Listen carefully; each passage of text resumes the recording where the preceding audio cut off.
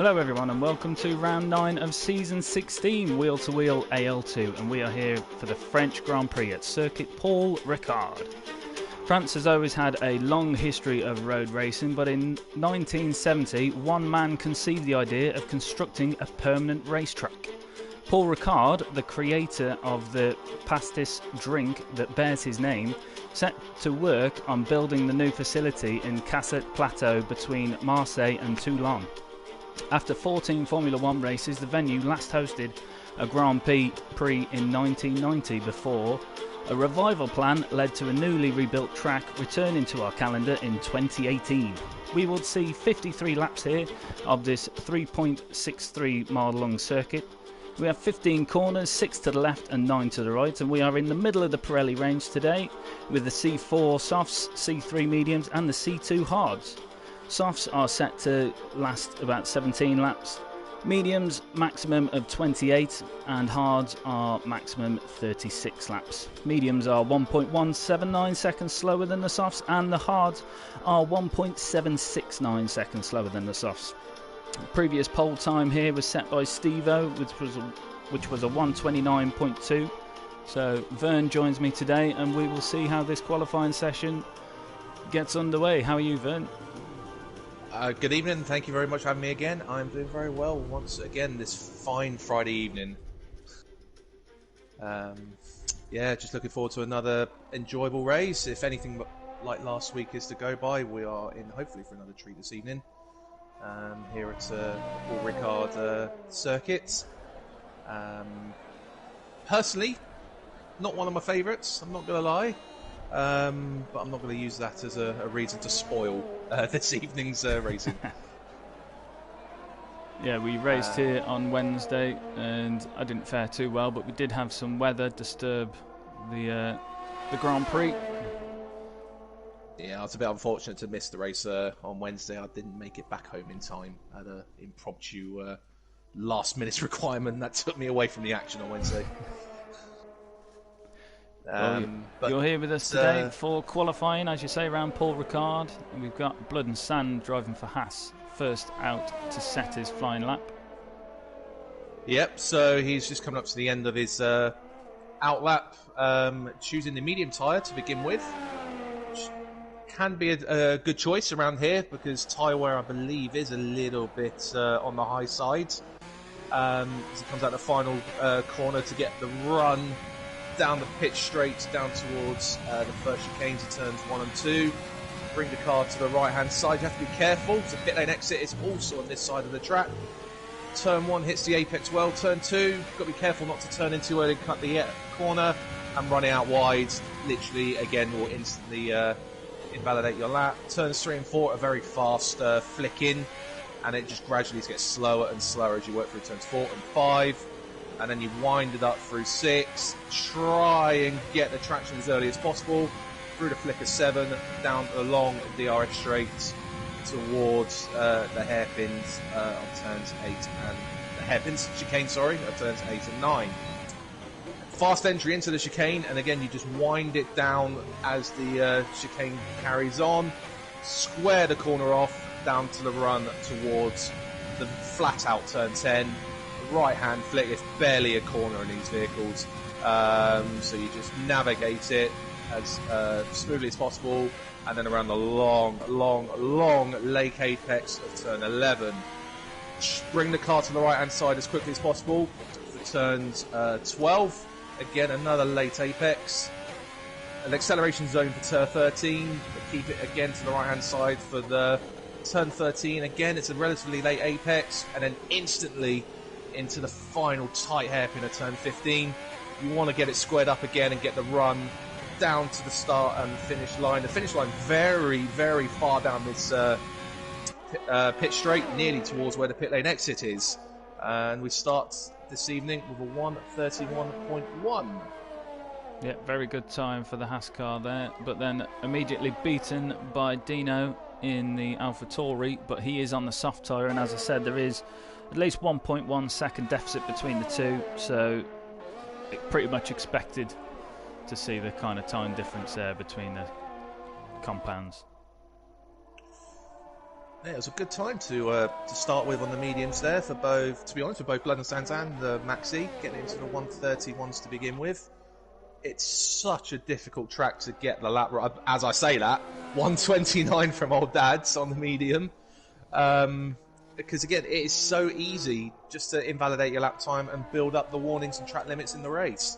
So once again, this could be another race that could be determined by penalties, which is unfortunate, but the way the game is and the way the track is, sometimes it can almost be unavoidable. Yeah, it's very difficult to keep it all in line here. Cal, no surprise there. Run of poles with the 129.1 set on the soft tyres. So the deficit between the tyres, Old Dad's could give Cal a run for his money here. Yeah. So I didn't see the lap from Cal, so I'm not sure if there was any mistakes or just like a hesitant first lap just to get a lap time on the board. Because Woody's about to do the 28.7, so just pips into pole position at the moment. Incredible time, 5 tenths quicker than last season's pole.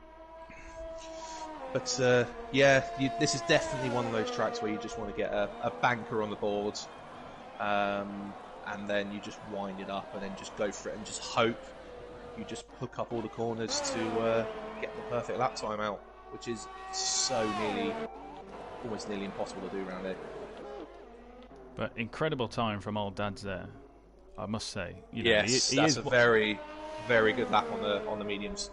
1.1 second behind pole, so again the difference in tyres, he's up there for pace against Woody and Cal here. Yeah, 1.1 off pole, but he is 1.3 ahead of the next medium runner as well, which is just shows that he is currently showing good pace around here. I let down a state, just watched him finish his lap. P9 on a 131.8. He's done a couple of laps on this set now. He won't want to do too many because it would really affect his first stint in the race. Yeah, validating this lap, so I would expect him to hit at the end of this lap anyway. We do know now that there will be rain towards the end of this race. Ah, interesting. So you're going to want to see if you can somehow work out your strategy to try and get into that period as with as few stops as possible, and whether it's going to be once it rains, does it rain to the end of the race, or is it like we've seen in a few previous races where it just rains for a short period and then goes back to dry? We'll need to wait and see once we actually get to that stage. Yeah, Wednesday was a very difficult call.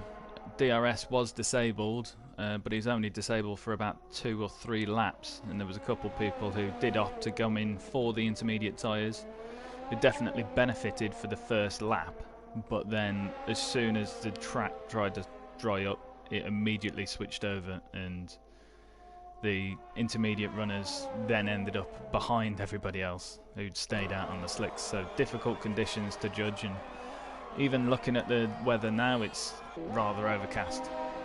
Yes, it is. Don't think we had any information to say it's likely to rain during this quali session, but it would indicate that sort of the track conditions are a little bit cool. Mainly the slick tyres will last a little bit longer. They won't overheat as badly, assuming you do look after them. Because this track is a killer on the front left, with the long winding corners that always seem to be turning right around this track. So yeah, in full dry conditions, management of that front left tends to be the key factor on your strategy.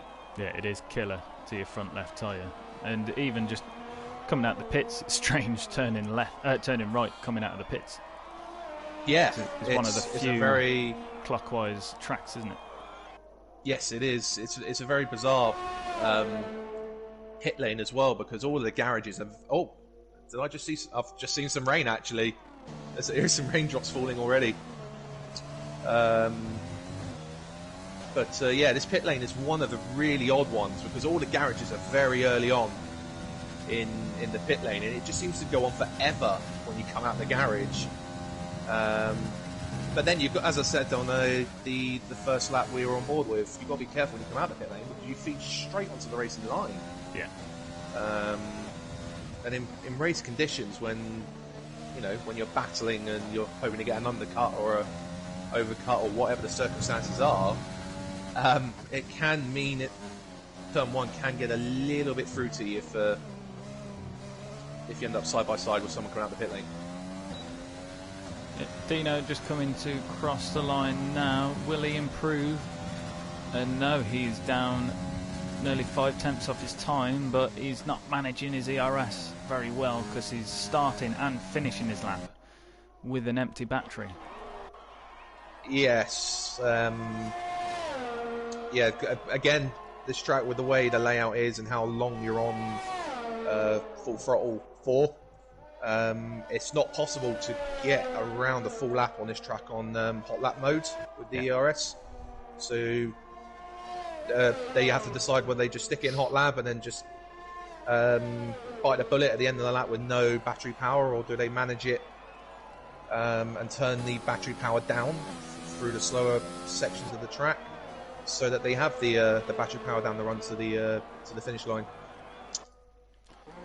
I think, like we saw last week in the qualifying at Canada, it's with the rain. It's actually the other way around. Last week it started wet and started getting drier this way. This race it's the other way around. So it might mean the end of the session is not going to be too. There's not going to be too many drastic changes. No, but it could mean that, I imagine with the changing conditions late in the session, that might bring the field close together either through pit strategies or a safety car. Trevor's just spun, coming towards the DRS straight, just proving how slippery it is out there. Yeah, I did see Woody on his lap. He did chop the corner. I don't know if that was a traction issue, but he invalidated his lap. So I think these times that was set early in this session are going to have been critical. Yes, which again, that all-important aspect of getting that banker lap in, because you can see Silver Slugger, for example, he's not set a time, and he's not going to have the best of conditions to get a competitive lap in. No. So yeah, it was as DRS is disabled. Yeah. There you go. It's now pretty much intermediate weather. So I don't think rather quiet 5 minutes. Yes. I don't think there'll be much flashing up on the board as Silver Slugger is struggling there on them soft tyres. But critical to point out, as we were saying, Old Dad's rules, very rapid on that medium set of tyres. If we do have a dry start to the race, which it is forecast, he will be starting on that medium set of tyres. And he will be the first out of the only one out of the top 7 drivers on the mediums. Yes. Yeah, it's only Old Dad's, Blood and Sands and Maxi currently in the top 10 who have set a time on mediums. Maxi, however, has used 3 laps of his medium tyre to set his time. But the guys out there who are still out there on slicks, they're just struggling. Yeah, as you say, it's going to be a long 5 minutes. Nobody's going to be getting anywhere. James Laws is out there on a set of intermediate tyres, but I don't think he's going to manage a faster lap time on a set of intermediates than when he set his time on the softs. No, these guys could, especially if it is meant to be sort of getting wet towards the end of the race, is what we're being told. Some guys might use this as an opportunity to get a feel for what the end of the race may actually be like. Yes, and that would be use a set of inters now, because you get 4 sets of inters overall, and you're not likely to be needing all 4 sets. So it may not be a bad idea for some people to be out there. Like you say, it's good to just get your hone your thumbs or hands in to how your setup is going to handle in the wet. Because some people might have looked at the forecast and gone for a bit of a hybrid setup, which I know some people do. Yeah. They want something that can not cost them too much time in the dry, but will still work in the wet. So Yeah, and it's the thing is with the when you view the weather in the pit garage, the time gaps can also be a little bit misleading. So we're being told that it could be the end of the race, yet when we're on the grid and they see you get the 6 squares that tell you sort of the section of the race, what weather it's going to be. The weather could actually be early in the race than expected, which is something that can catch some people out. So yeah, they would have needed to sort of work out, as James is finding the barriers with this, should we say, excessive runoff Yes. that we have around here. The blue and red stripes that you see on the runoff here are, in real life, they're actually very grippy paint. Yes. And once you get to the red section, that is the sort of grippiest section that's designed to slow you right down, but will completely destroy your tyres in the process. Yeah. Which obviously I don't think is replicated in this game. But yeah, it shows it is getting rather slippery out there, even for the inters. And I'm hoping James is just toying with a couple of his settings there, just to see what he needs to do for when he is in the wet. Because if it's as difficult as this to drive in the wet, he's not going to fare very well come the end of the race. No. Yeah, I think what we're seeing is, we've got old dads, James, and Silver Slugger out there at the moment, all on the inters. I think it's purely, as I said, it's just to get an eye in for a feel of what it's likely to be when it does rain in the race. Yeah. But it's nothing more than that. It's not representative of what we're seeing out there at the moment. No, because for those who might not be aware, Formula One, you set your car up for qualifying, and under Parc Fermé rules, you need to keep them same settings for your car for the race. So these guys, having set their laps now, the only thing they're allowed to change is the front wing angle, the brake bias, and the differential. Yes. It's rather restrictive. It's far more restrictive than what they actually have in real life as well, which I'm actually quite glad of. I don't think the game would be that enjoyable if we had the realistic abilities to change settings like they do in real life. Yeah. That would be far too much for my brain to comprehend. I like to think I'm a smart guy, but I think even that would be too much for me. Well, that'd be the thing. There'd be some guys out there that will then spend the hours dedicated and needed to find out what you can change to get them extra 3/10 out the car, which I wouldn't have that time. No, same here. It just would not be possible to have that time to work all that out. It's just entertaining to see some of these cars sliding around, though, literally showing that there's no grip out there. Yeah. But quite concerning knowing that there is going to be the potential for some wet weather towards the end of the race. Yes. So it's interesting that 10 of the drivers haven't decided to use that opportunity to get a feel for the track conditions. Some may have already done some practice in wet weather or intermediate weather in the week in preparation for tonight, so feeling comfortable already. And some people I know from other leagues and back in the day, they just wing it and hope it doesn't rain. And if it rains, then you just have to deal with it. Yeah. So yeah, we'll see how everyone fares up. Yeah, you get to that point in the race. The key usually is to find a dry setup that isn't bad in the wet, which I normally try and go for. Yeah, then it's thrown as what Dad says is exploring one of the many other variances of this track. The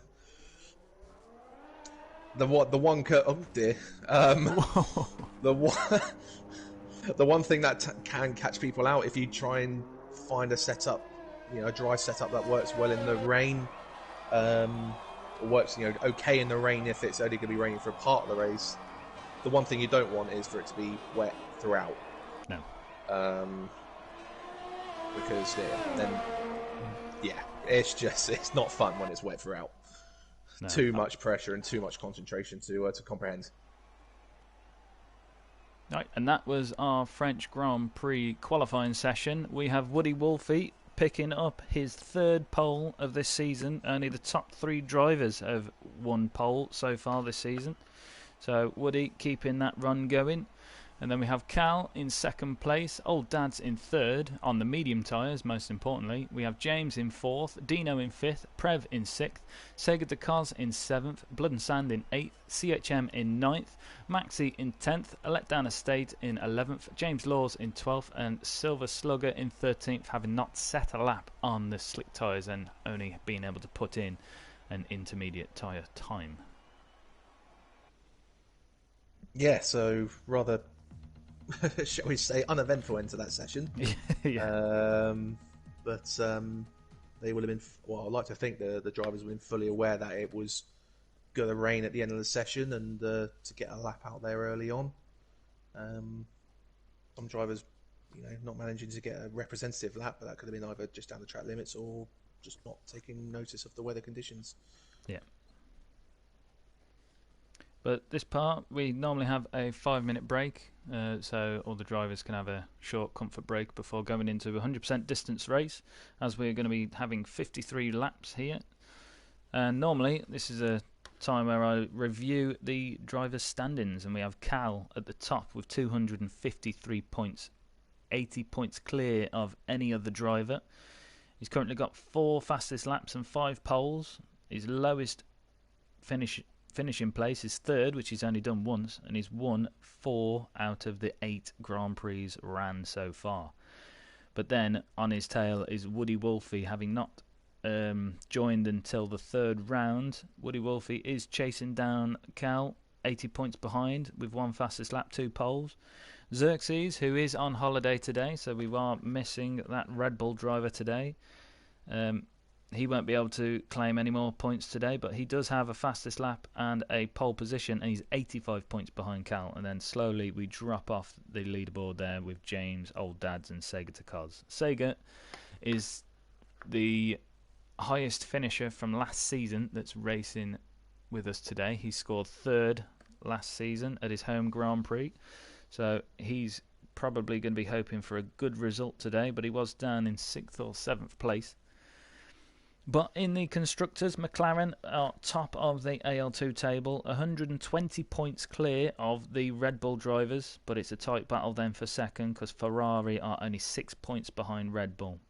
And then again, it slowly drops off. But here at Wheel to Wheel, we do have a combined Constructors table because we take the scores from the AL1 Constructors and the AL2 Constructors and put them into a Wheel to Wheel combined Constructors title, where recently Ferrari have taken the lead now with 611 points. They are 11 points clear of their rivals at Red Bull.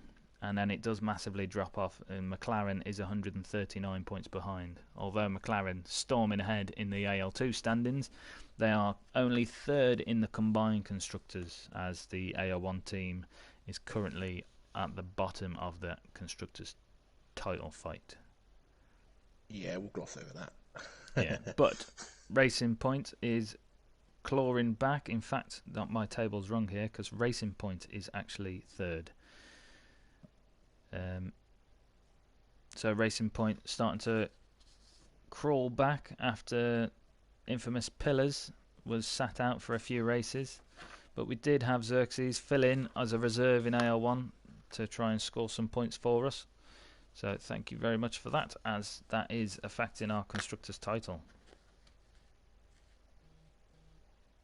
Yeah, it's an interesting... there are some interesting battles still out there in the drivers and constructors. Constructors particular, with Ferrari and Red Bull. And today, could see a bit of a shake-up there with both Ferraris out there, but only one Red Bull, with one missing, with Xerxes not here.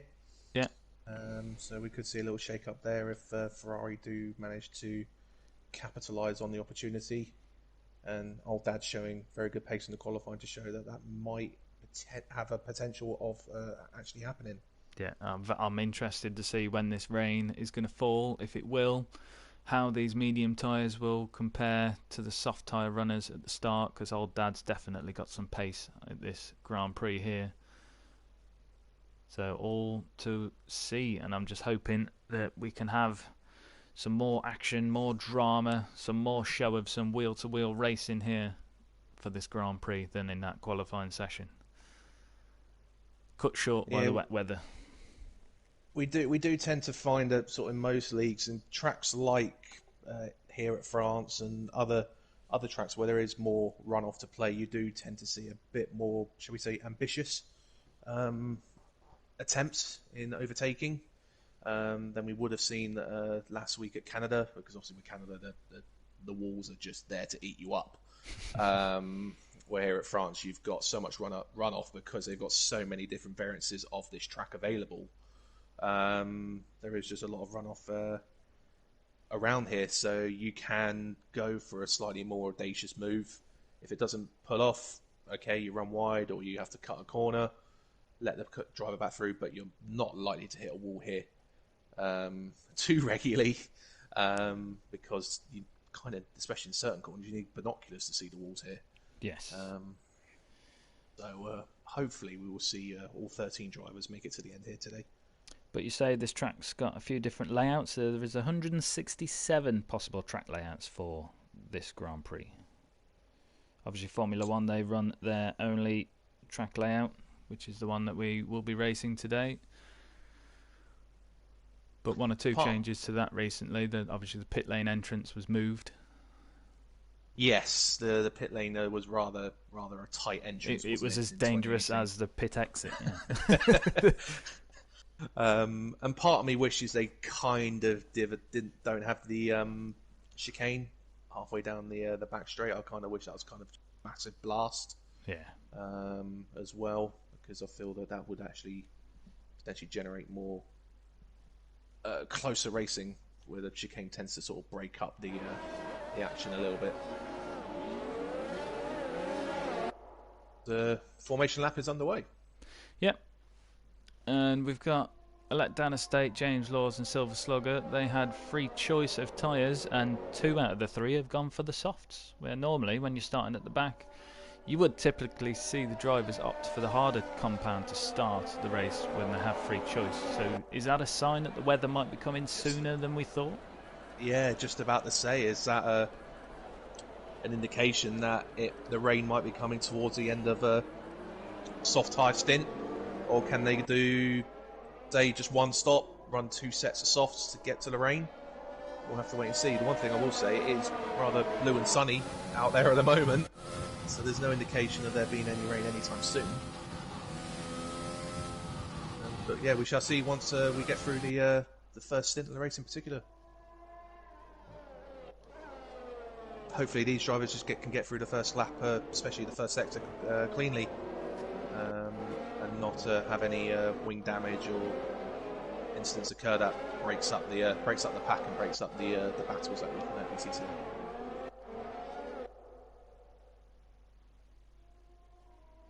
Nice view down the track, seeing all the cars weaving, warming up their tyres.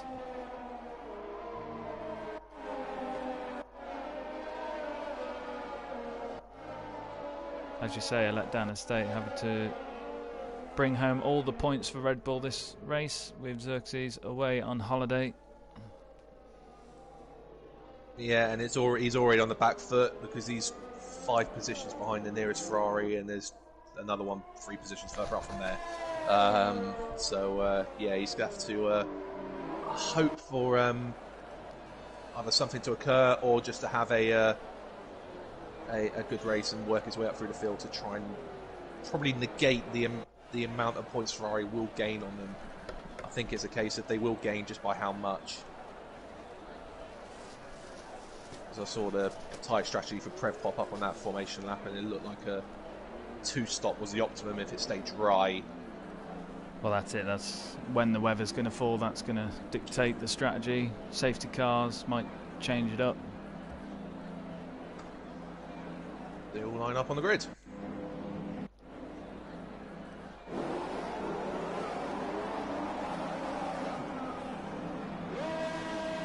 And here we go. we have the lights. And in true Matt style, boogity, boogity, boogity, let's go racing at the circuit, Paul Ricard. And Woody doesn't have a great start because Cal is already in ahead. Or is he from our timing screen? No, Woody is on the inside and he retakes the position through turn 1, turn 2. James looking to get a bit loose. Oh, we've got a spin in the back rounds already. I think Sega de Cos has had a spin out of turn 2. No, that's not what he's going to want at his home Grand Prix.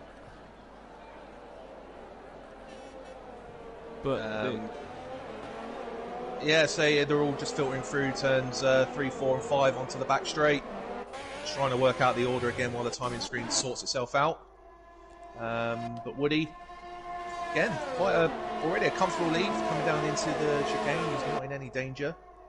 Yeah, Old Dad seems to have dropped a position. Wondering if that's the get off the line start with their medium tyre compound. Yeah, quite possibly. We saw it last week with Cal, didn't we? He started on the medium and he did struggle in that first stint. He seems to have the capability to keep up in the early stages on the harder tyre. But CHM benefited from that race start, gained 2 positions.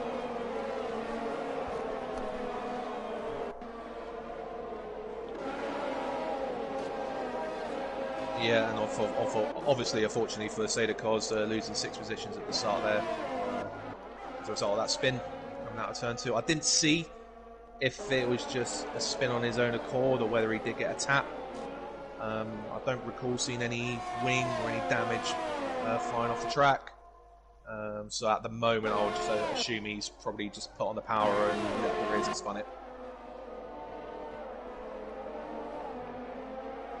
But it didn't look like it had damage. He didn't come into the pit, so he is carrying on. So head down and just resume racing.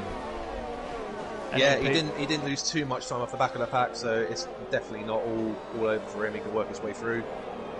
As Old Dad's already up the inside of James, back up to P3, showing that those mediums are working pretty well for him straight away.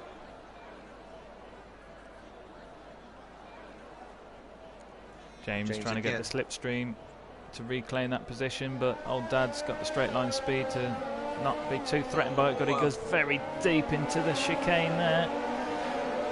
Bit of deja vu from last week. These two were swapping positions in the early stages of the race last week, and once again they're at it. James regaining that 3rd place after Old Dad's went a bit deep into the chicane and goes wide again through turn 11. He's now going to be potentially going under pressure from Dino and his teammate Prev if he's not careful. Yeah, Prev is really piling the pressure on Dino. Dega's already regained 1 position. He's past Silver Slugger at the back. He's instantly on the back of James Laws to try and get himself up into 11th.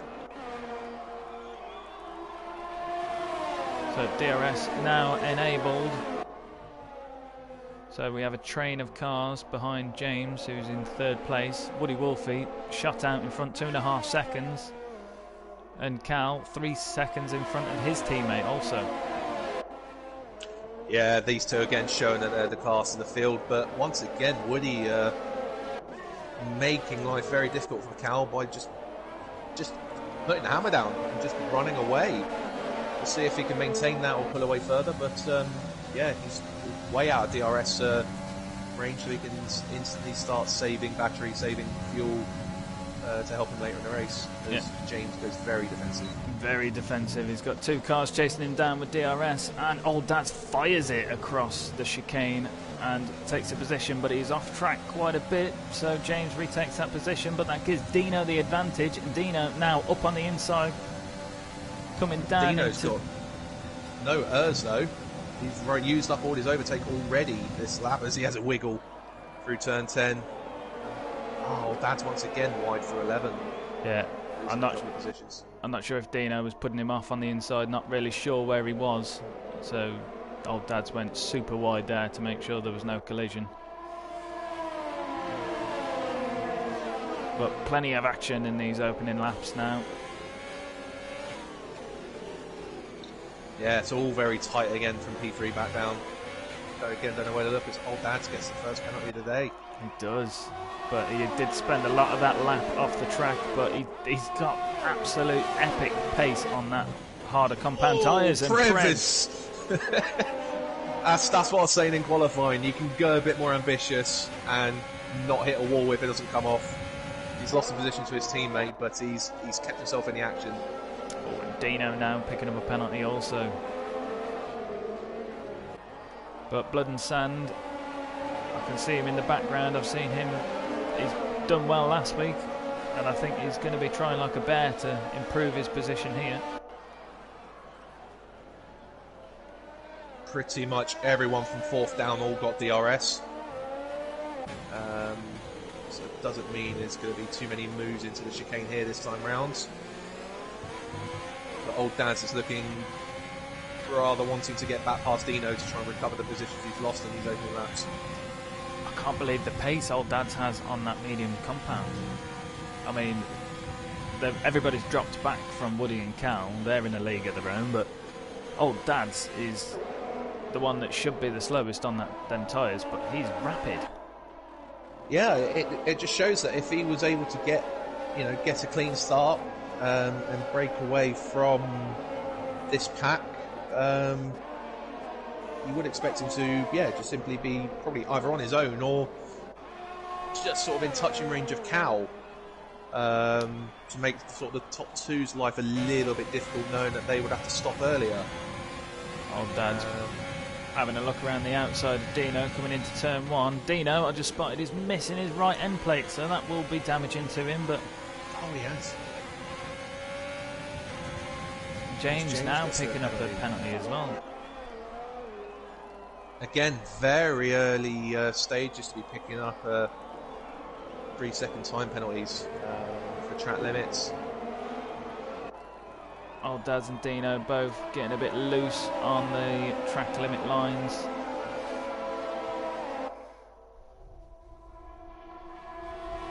But again, everyone behind 3rd place pretty much having DRS. James goes ultra defensive. Oh, that was contact. And Old Dads is going to... did he lose wing? Is that a Ferrari wing I just saw bouncing there? It was Prev lost some wing there. Oh yeah, Prev's lost his left side of his wing. I can't quite tell, I'm not getting a good angle. His right side, but he's losing places now. Dino's just made his way past him. Blood and Sand hot on his tail. That damage looks to be really suffering for him.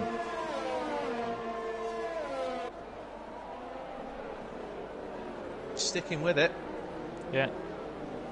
6 laps might be a little early to pit, but I think while this trainer's still still in play and he's still amongst it, you might as well stick it out. Yeah, but losing a position to Blood and Sand. As Old Dads and James are side by side going into 3. I think Old Dads did briefly get ahead, but then James has once again done the cutback on the exit of the turn 2 and has just outdragged into 3 and regained that position. But I've got to say, Old Dad's rapid on the mediums, but Blood and Sand, he's making his way through the field, but he is also on the medium compound. Yeah, I think we could see a couple of moves here. Blood and Sand's behind on Dino, Old Dad's on James. Once again, I think there's contact. You see the Blood and Sand got his way through from behind, but Old Dad's not. James weaving again. Very late defensive moves. Oh, turn 11 side by side is gonna get tight, but he makes his way through.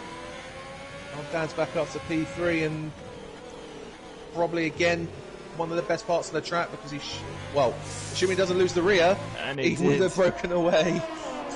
But unfortunately he lost the rear and James was straight back through.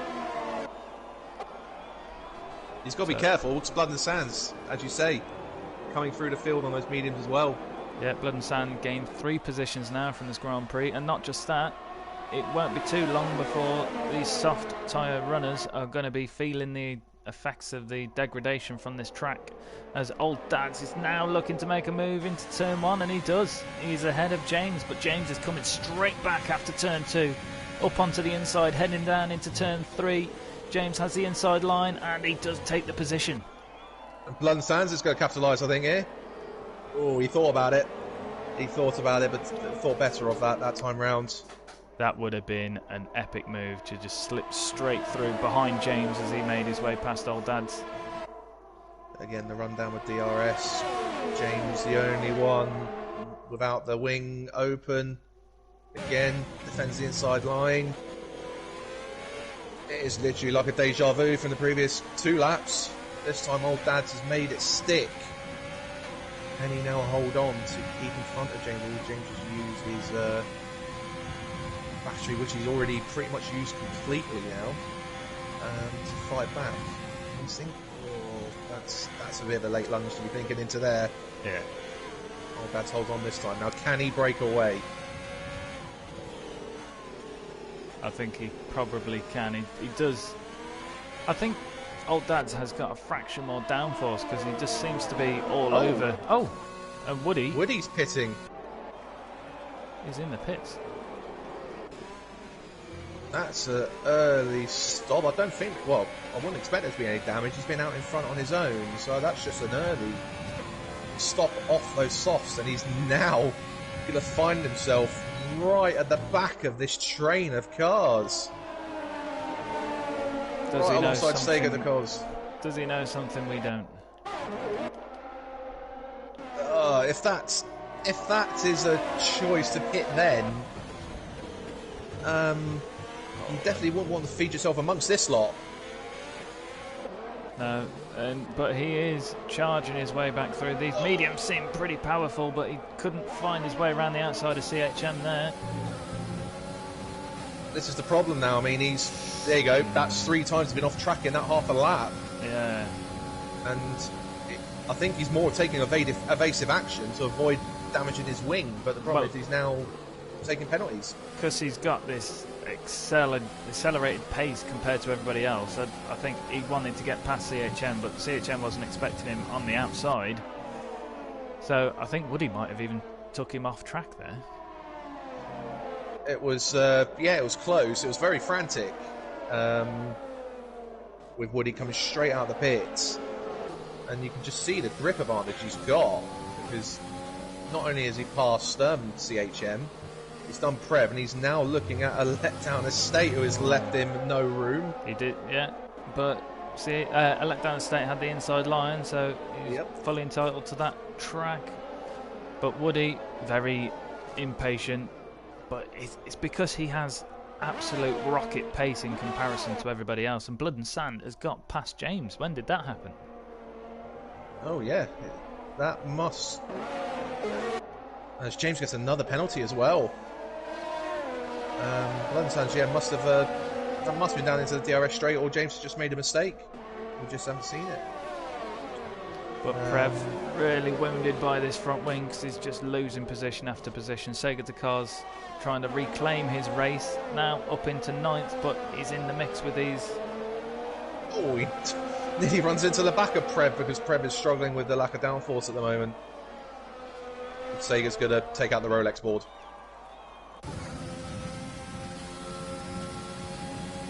There's a lot of penalties already and we're only on lap 9. Yeah, there's a lot of exploration of the track limits going on at the moment. But that will be very hurtful if late in this session we do have rain, it bunches the field together and anybody loses it, safety car comes out, and yeah, it's not what you want, not a time you want penalties. No, not at all. Maxi has he spun through the fast? He has. He's spun through turn 10. He's done well to keep hold of that without damaging his car. That's the fastest part of the track. To lose the rear around there, he must have just mounted the curb or something, and just the rear went round on him.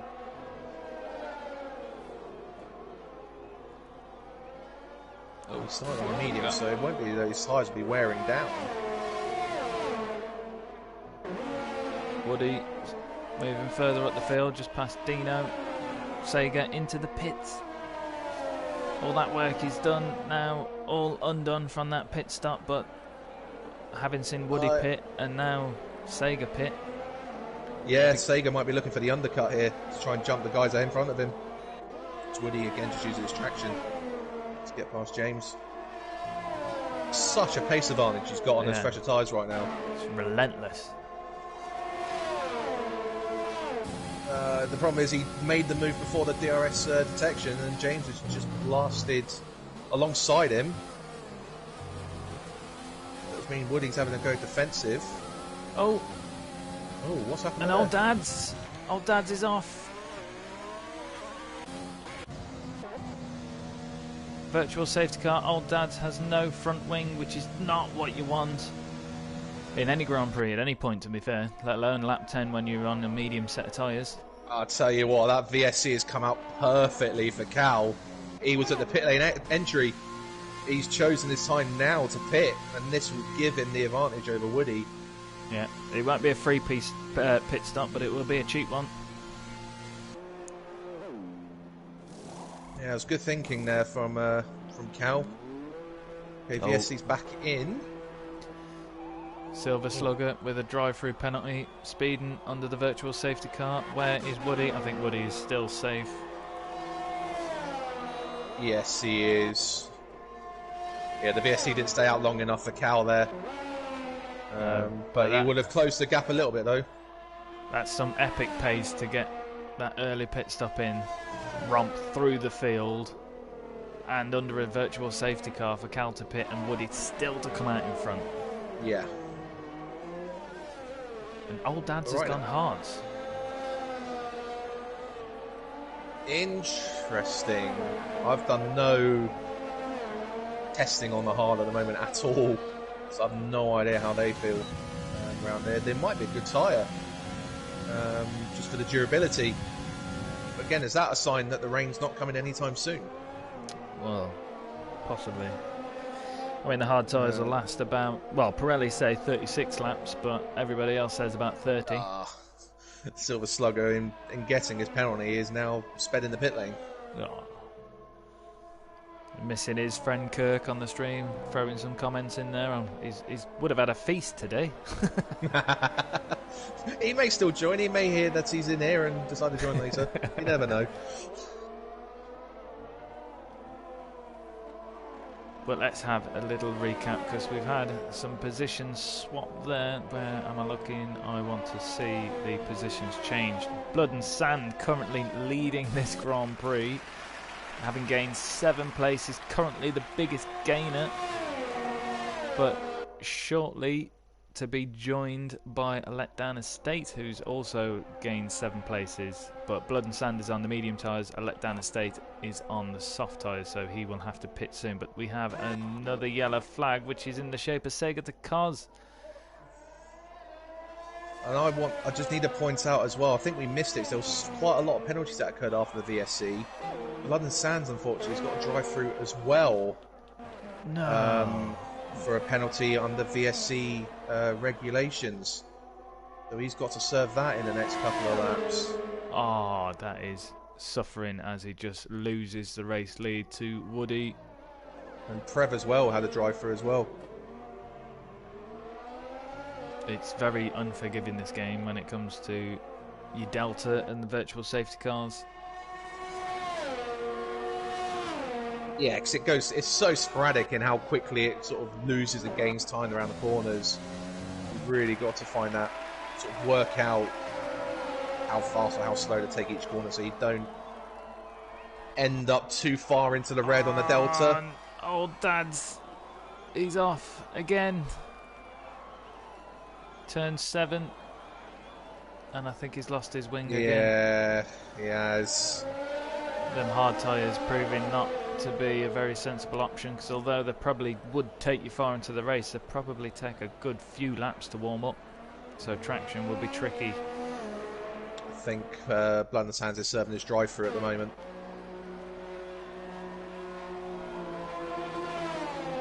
Yes, he is. Oh, what a shame. got himself into a fantastic position there on the medium tyres to start the race, and has unfortunately been caught out by the VSC regulations. I presume was sped under the VSC. But still, he's on his start tyres on the mediums, and he's in 5th place. And we know he's got some pace. And with the wet weather to come, he still could redeem himself quite favourably, as he has done last week as well. Yeah, he's really started to show some good form in recent weeks. So getting the podium at Baku, a good recovery drive, I think, at Canada. He got caught out with the let down the state Sega de Cos crash, didn't he? He lost his wing in that collision in the early stages there.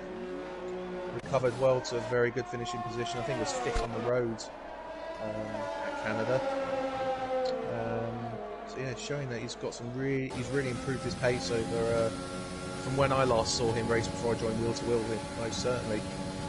Sega de Cars DRS open on CHM down the back straight, now hitting the chicane.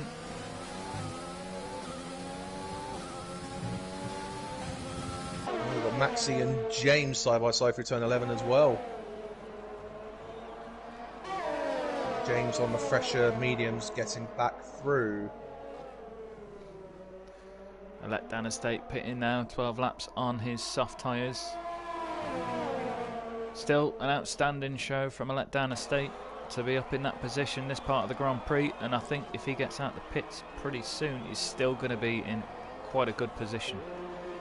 It's not a bad stint on those softs, considering he also did, I think he did 3 laps on those set in qualifying. So he has taken those softs quite a long way in the combination rate of qualifying and race. He's just going to get out in front of CHM. He is. I think that's going to be critical. Because now, fresh tyres, he can run away rather than being stuck behind that train of 3 cars. Which Dino is having a look now on the inside of Sega. This is not what Sega would have wanted. But, oh no! Oh, massively missed his braking point, completely smashed into the back of CHM, and he's not even weighted up for him. So, and Sega got a penalty for cutting the corner in that instant as well. I think just taking evasive action, cut the corner. I think that's something that will be likely to be reviewed in the steward's office. Where's Blood and Sands after his drive-through? Just about 3/4 of a second behind James Lords, who's having a decent opening stint to the race here. Sega just made his way past Dino after the chicane on the back straight. So Dino got the position after that little instant, but Sega taking it back.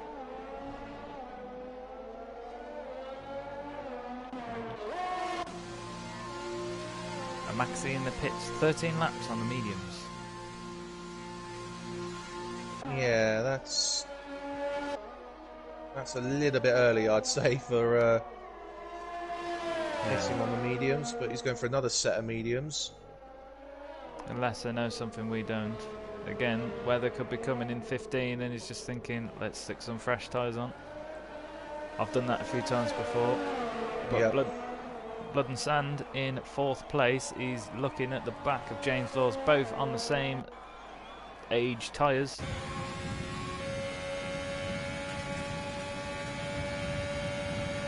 The DRS isn't really doing much for him down that straight. No, the straight line speed of James Laws is something hard to beat. James is using his overtake as well to help defend, which is contributing to Blood and Sand struggling to get anywhere near James at the end of the straights. 2 Ferrari drivers, I think you must have cursed them at the start, because now I do apologise. 11th and 12th. Looking much like the real-life Ferrari cars right now. I do apologise for Prev and old dads if you watch this back and listen to me. Don't blame me.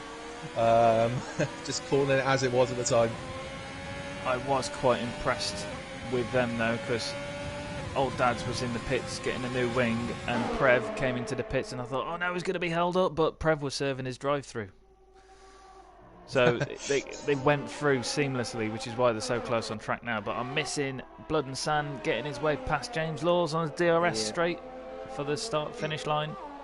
Just use DRS. Got the run out of the last corner and just use DRS to blast past down to turn 1. Very easy move in the end.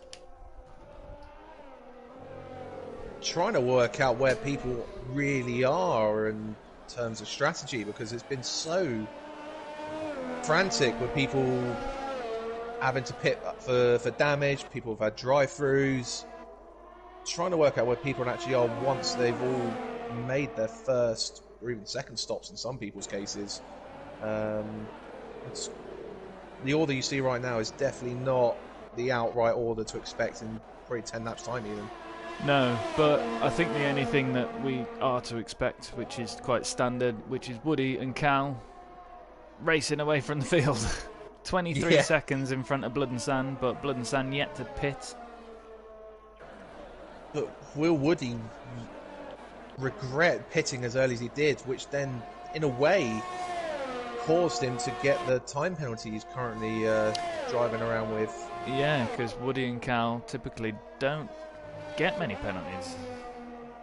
No, Woody didn't get any at all last week at Canada. And it took, I think, Cal something like 50-odd laps to get his first. So yeah, these two don't regularly get penalties, and Woody might regret maybe pitting as early as he did and being fed right into the middle of what was pretty much a train from P3 right down to sort of P10, I think it was. Sega to cars, DRS on Letdown Estate on the start-finish line. Straight line speed lacking, so I don't think there's going to be any overtake due shortly. It's a case now, just be patient, get through turns 3, 4, 5, 6 and the kink of 7, and just try and get the run down to the chicane at the end of this DRS straight coming up. Yeah, Sega must have more downforce because for how close he can get to the back of that Red Bull through them tight corners. Overtake on, DRS open, just in the slipstream, but he's not gaining. Let down the stage using his overtake as well to defend, which is again meaning Sega de Cos just can't get close enough to even consider a move. Might have a run this time though into 10. Sorry. Yeah. Let down the state, not giving up on it, but backs out of that. Thinks better of it. Let down Estate on the slightly fresher tyres, but Maxi, having a look on the inside on turn 10, but I'm not sure what either of these cars was doing at that moment. Didn't quite flick on in time, so I didn't quite see what was going on. I joined and I was just like, why are they taking the lines they are? But no, CHM going quite deep onto the exit of 12, and Maxi trying to capitalise as much as he can. Turn 13, sorry. Yeah, into the final corner of turn 15. The other DRS zone on this straight. Maxi looking like he yep, just about out-drags him enough to get by before turn 1. Yeah.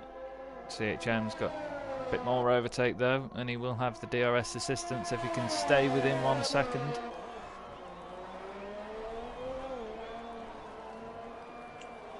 But Maxi on the slightly fresher tyres, doing a good job of the slow section there, and has actually pulled out of DRS zone before they get to the detection point, so Maxi won't be under threat here.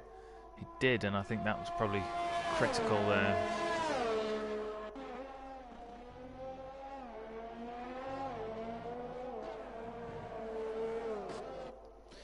But that gap between Cal and Woody, I think every time I look it just seems to be getting a fraction smaller. Yeah, it's coming out ever so slowly, but Woody's just doing enough just to keep him out of arm's reach and not let him get DRS. But speaking of DRS, James is on James, but James is in AI. Why is James Laws in AI? Something that we actively discourage at Wheel to Wheel, because it's difficult to know what your AI car is doing as James picks up a penalty. This is going to get confusing. That's his fourth. He's one away already from losing positions. We're not even halfway.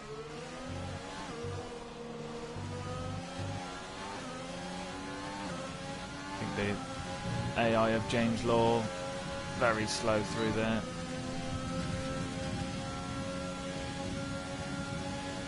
James making his way past. That makes it stick. James and London Sands are the only ones yet to pit for tyres. But London Sands has obviously had a drive-through penalty, meaning he's already been through the pit lane once already. They're making those medium tyres last pretty well at the moment.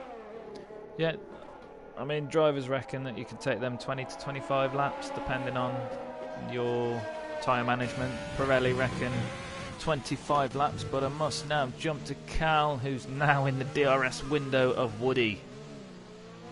As London Sands pits and just defies you by going a few laps shorter than 20.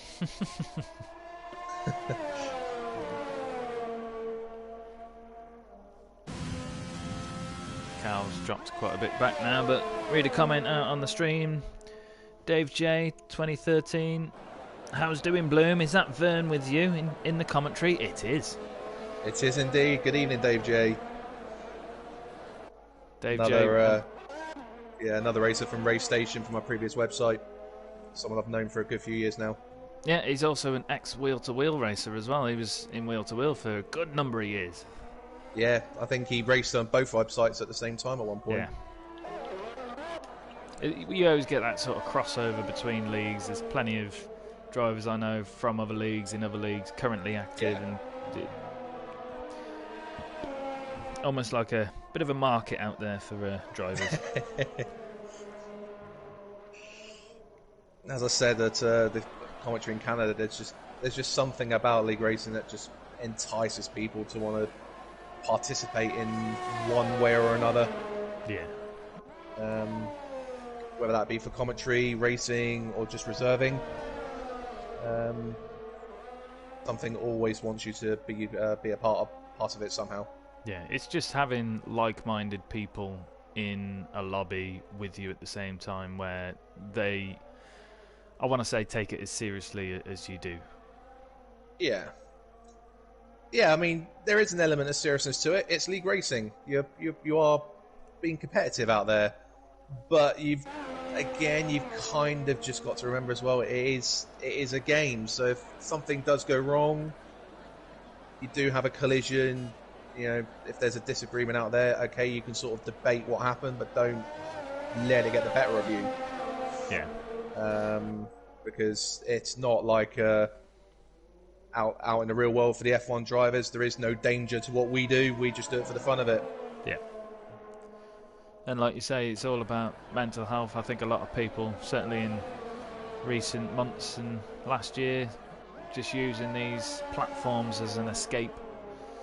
And all the instance, you know, save your video, post it into appeals, and you know, let the FIA deal with it. And at Wheel to Wheel, we're the same. We have appeals meetings with the FIA, and any videos up there, they get dealt with. And also, the thing about Wheel to Wheel, anybody is welcome into these meetings, so you're not so much allowed to comment on your own incidents or incidents that are involving teammates or constructors' points that may involve you. So typically we have AL1 drivers comment on AL2 instance and AL2 drivers comment on AL1 instance, so there's completely unbiased. Yeah, which is probably the fairest way to manage that, because it can be a tricky thing to maintain, especially if you only end up with a certain few who are willing to partake in the FIA meetings, and you do end up in a situation where they end up having to make a decision on something that may have an overall effect on themselves. Yeah. and then that always just puts doubt in other people's minds, doesn't it, about how fair that decision actually was. Yes, but then, as we say, these meetings are always open, so any individuals wanting in can more than happily join to even just spectate. Exactly, just to listen how it goes. Yeah. We went through a period of actually recording them and uploading them. Oh wow! people was brandishing them as I can't remember what the word was now, but there was politics thrown around, and it was just like, yeah. But I just think there's elements of that in most leagues throughout seasons. But I really need to start getting my stream out there as well. I've just got my first viewer of the evening, so whoever you are, thank you and welcome.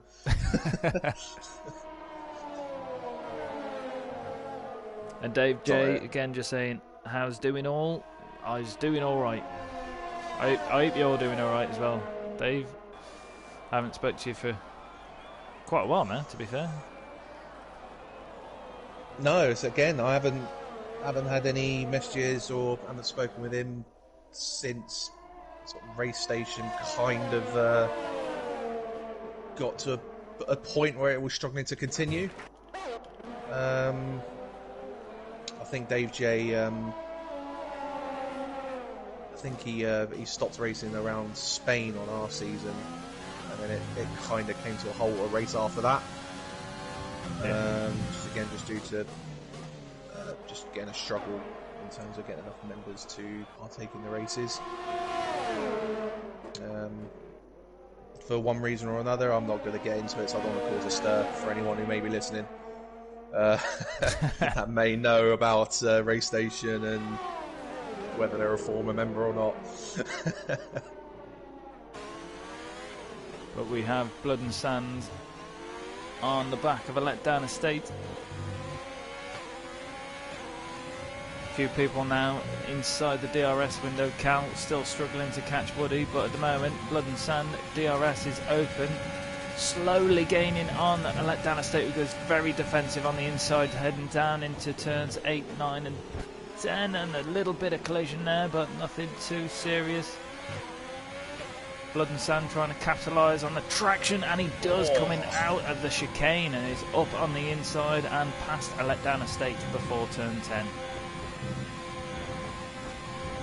Again, very good close racing between these two. Blood and Sands trying to recover the time that he would have lost from the drive-through penalty he had to serve as a result of the speeding under the VSC caused by, I believe it was Old Dad's, wasn't it, spinning that caused that VSC. Yeah. And as a result, he's having to recover the time he lost, having to go through the long pit lane, and it's a slow pit lane as well, despite how long it is. It's a very slow pit lane speed here.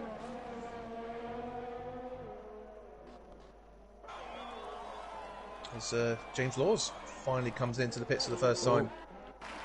And Cal very close now to the back of Woody. A few battles going on, but I've flicked to this one for now. Cal got a lot more ERS available to him than Woody, but I think Woody has been very clever with the use of his ERS, and he's pretty much using a little bit every time down this DRS straight for the pit straight, and then again coming out of sort of turns 5 and 6 onto the other DRS straight, which is just keeping him, as I mentioned earlier, sort of just at arm's length and just far enough ahead so Cal can't look up the inside. Yeah, flicking to... Oh, man. That's penalty number 5 for James there already. Old Dad's on the inside of CHM. Ooh, door closed a little bit, but Old Dad's giving it another go on this soft compound tyre. It is 11 laps old, but he is up on the inside and past the Mercedes car. I've just gone flicked a bit further up the road. Maxi on the back of Dino. Again, Maxi had a look through turn 11, but the door was quite firmly shut. He'll have to wait and see if he can get a run down to turn 1, or just wait for the back straight DRS again. I think Cal's the closest he's ever been to Woody as well. Don't know where to look. I know. Let's all go. Maxi is hot on the tail of this AlphaTauri.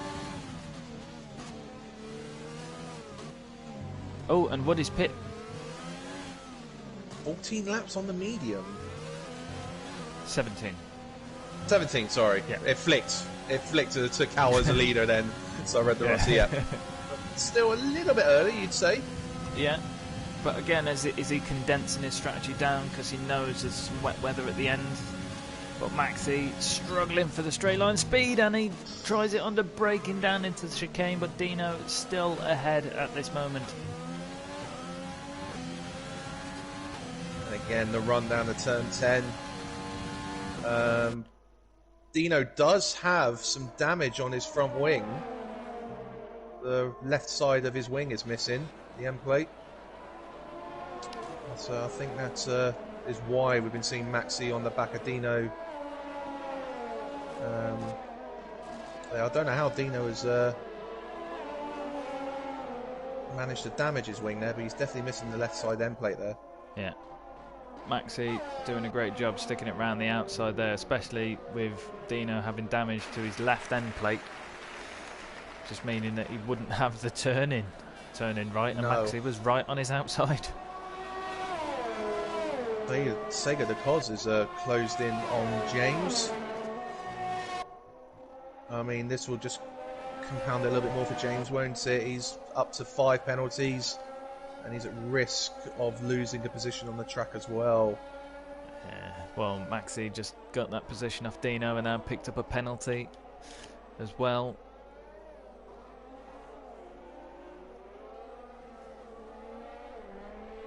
I mean, I've got Silver Slugger showing as having 17 seconds, but obviously that's one of those is a 5 secondaries obtained there. Yeah, so that's likely to be 4 exceeding track limits, 3 seconds, and then a 5 second, as you say. Yeah. Oh, and as Dino then picks up a penalty again, so he's now on 9 seconds. At the moment, CHM and Cal, the only that's another Ferrari. Is that Old Dad's again? Old Dad's. It is. Something That's not another quite wing right gone. with his setup there. It's really unfortunate because he's had epic pace here. Yeah, he had very good qualifying pace. Maybe that setup is more of a qualifying trim setup that he's gone for, and it's meaning it's just not suitable for the race. Maybe he's, I don't know, overheating the tyres a little bit, being a bit too aggressive on the tyres. It's quite hard to say in a spectate mode, but that's at least his 3rd spin we've witnessed today in the race. James Law past Dino. Dino really suffering with that wing damage now, and also Sega to Cos looking to make a move on James.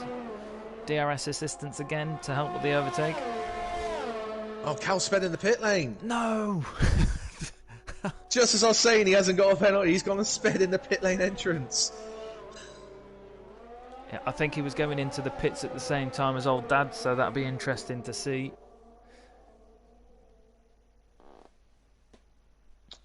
Sega de Cos does not really get close enough to make a move on James, but I mean, James has already got enough penalties to be dropping back anyway, so Sega knows that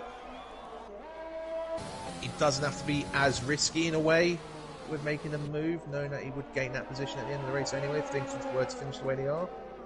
Yeah, well, we are just over halfway.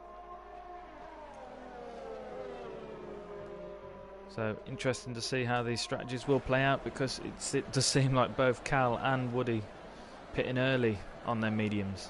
Yeah, and at the moment as well, just to point out, we were told it was meant to rain at the end, but at the moment it's still blue sky, so there's no... Let's have Silver Slugger. Yeah. It was spun. It might well be quite literally raining at the very end at this rate, because there's no evidence of the rain coming in anytime soon still. 6 for James now. No. They are really starting to build up, and as you say, we're only halfway, just over half distance. This is going to hurt. It is, because he's got pressure from Sega, who's looking to take the position, but he's already got the positions in penalties. Yeah.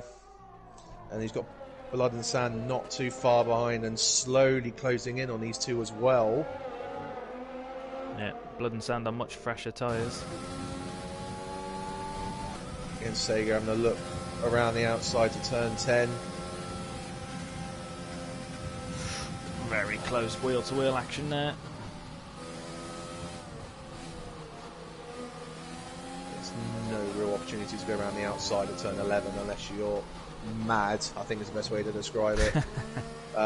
Because the racing line takes you out wide and cuts back in. So if you're on the outside line, you're more often not going to be run out of road. Go around turn 11, so you might as well play it safe. Try again at the DRS straight.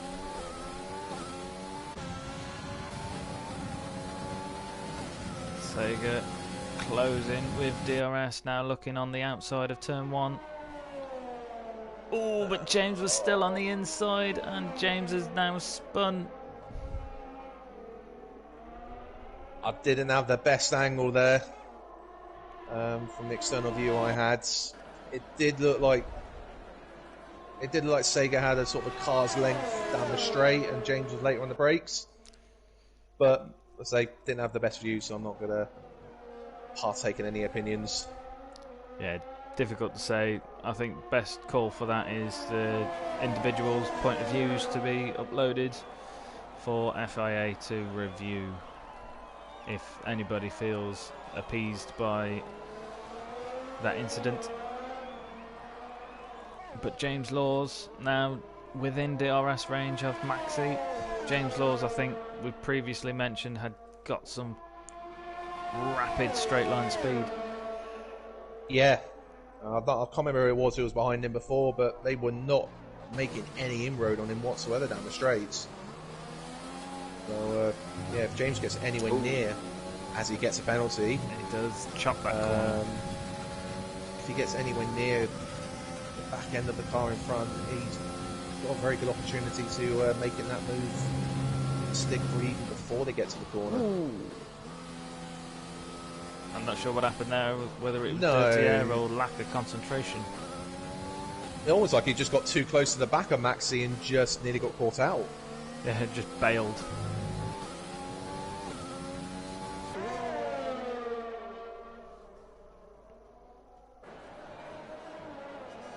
We've got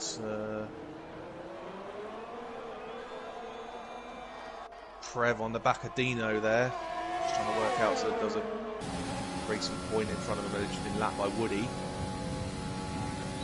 James Laws easily takes that position off Maxi, well in front before turn 1. But Maxi not letting it go easy. He's now looking down on the inside into turn 3, but brakes early. Ooh, oh, and no. it's about well held there from James, but that's a damaged wing there for Maxi. He does still have the end plates. I mean, it might be a yellow wing, but it's... I think it's the main plane, sort of the flaps is actually damaged, because it was literally a frontal impact. We'll wait and see. It didn't look... Yeah, I think you can actually see it, yeah. Kind of see on his right, our left, as we face towards him, it looks like a flap might be missing, but it's quite hard to tell on the spectate mode. Yeah, if it's not a end plate damage. I do think I could catch a little something there, but Maxi did let off completely there to make sure that James took the position again. It's the problem with these halos and that now, that with the camera angle you can never see the front wing, whereas previous games you was able to see the full front wing from your T-cam.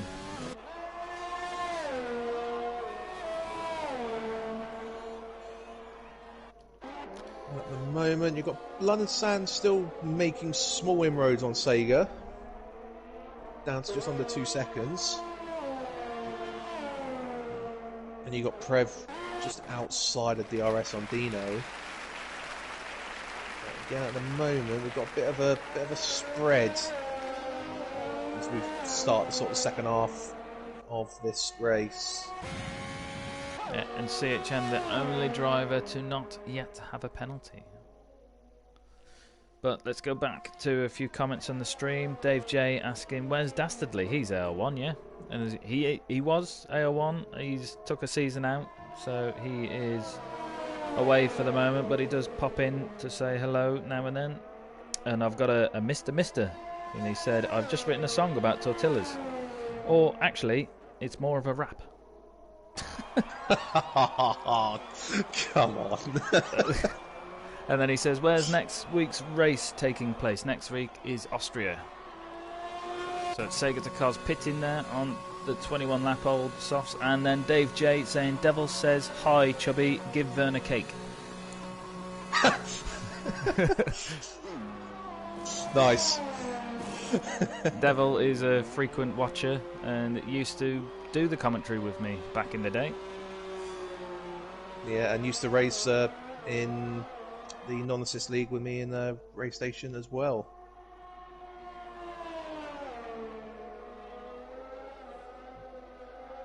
Sega timing that pit well. He's got out in front of James, Maxi.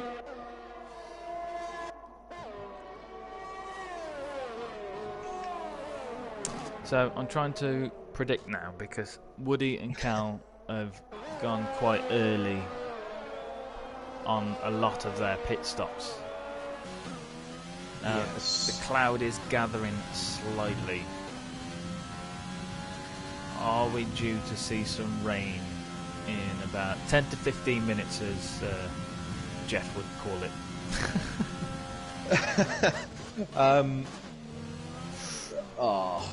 Penalties continue to rack up for James there. Yeah, I mean, we can only really base it on looking at the sky. There is still blue sky from what I can see. There are some more clouds appearing, but on this game they do seem to build up all of a sudden, so it's not the easiest to work out and predict. On lap 33 is James retires. Oh, he's retired. He's retired in the pit lane. Oh, okay. He took himself to the pit lane and has just decided to call it a day.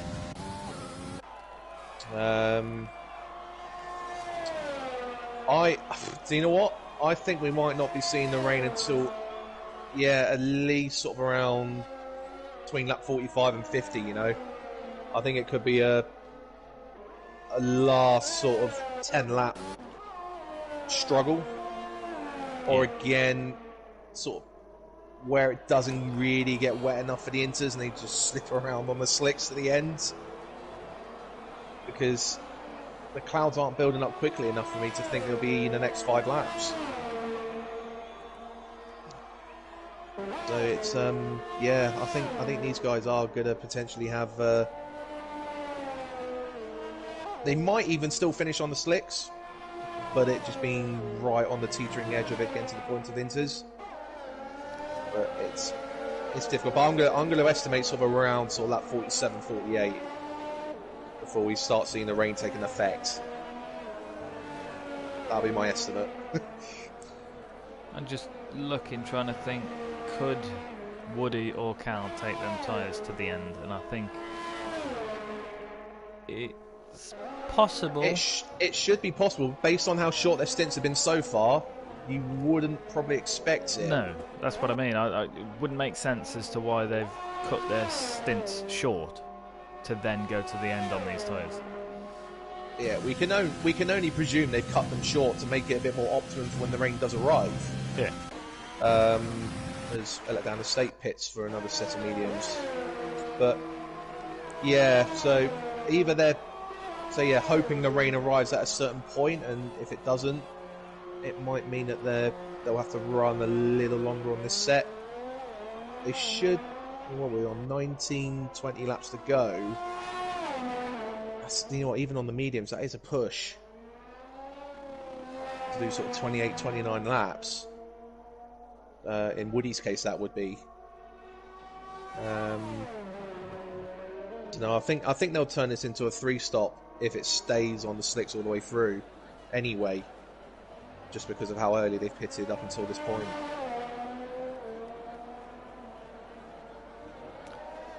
Well, I've got to say, James Laws, currently the biggest gainer with 7 positions. However, I've got to take my hat off to Blood and Sand again, showing top form. Not quite in the same league as Cal and Woody, but 5 positions gained, and is currently running 3rd with about a pit stop distance between him and Sega. Yeah, I think it's a little bit longer than 20 seconds to make a pit stop to get out in front of someone because the pit lane is so long. I think you're looking at about 23, 24 seconds to be able to pit, get in and get out. But yeah, he's not far off, and to be honest, I mean, I know Sega's on younger tyres, so that gap in theory should come down. But Blood and Sands are still in a very good position to have a fight for another podium opportunity here today. Yes. And he would be fully deserving of it. And now that James has retired, we've got no penalty drops to consider at the moment. Not at the moment, no. Dino's... As Prev picks up a penalty. Yeah, Dino's the closest on 12. I mean, Silver Slugger's got 23 seconds, but we'll need to work out how many of those are actually 3-second corner cuts, because he may well be affected, but he's bottom. He's at last place anyway. Yeah. So if he was to, was there a position change there? There was. Dino made his way past CHM, but Dino has got Cal immediately behind him. So I'm wondering. I wonder if CHM has lost out while being lapped.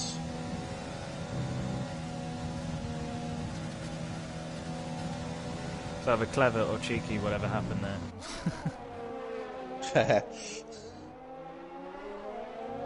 At the moment, this is the closest battle on the track, Dino and CHM. But you expect Dino to pull away on 7-lap softs compared to 23-lap mediums of CHM. Yeah.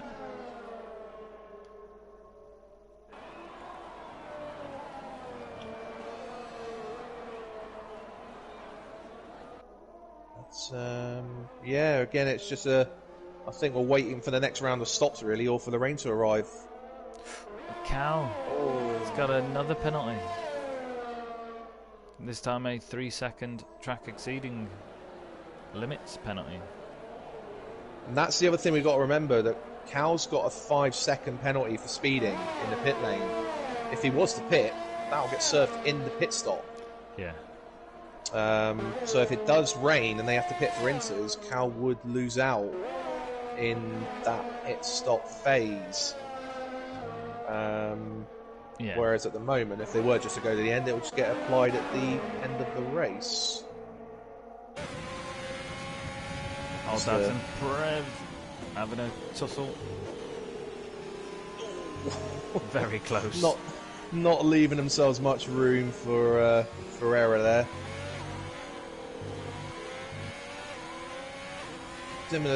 Similar tyre life, both on the medium, so yeah, that's just a straight out fight there. Old Dad's obviously trying to just regain as many points as possible after at least 3 spins today, and I think at least 2 front wing changes as well. Yeah, he has had an amazing race, but then at the same time an awfully unlucky or bad setup for the race. Yeah. Yeah, we didn't really.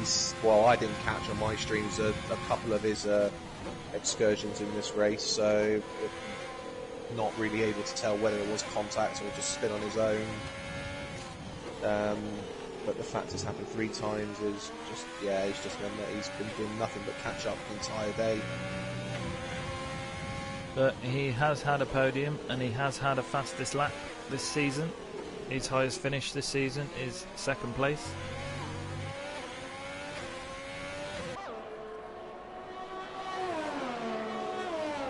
The fastest lap at the moment belonging to Cal, but again, only just ahead of Woody in that regards.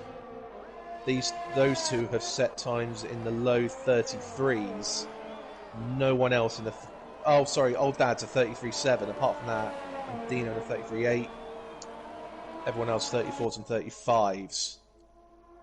So again, just showing their pace of army shit they've shown again today. Yeah.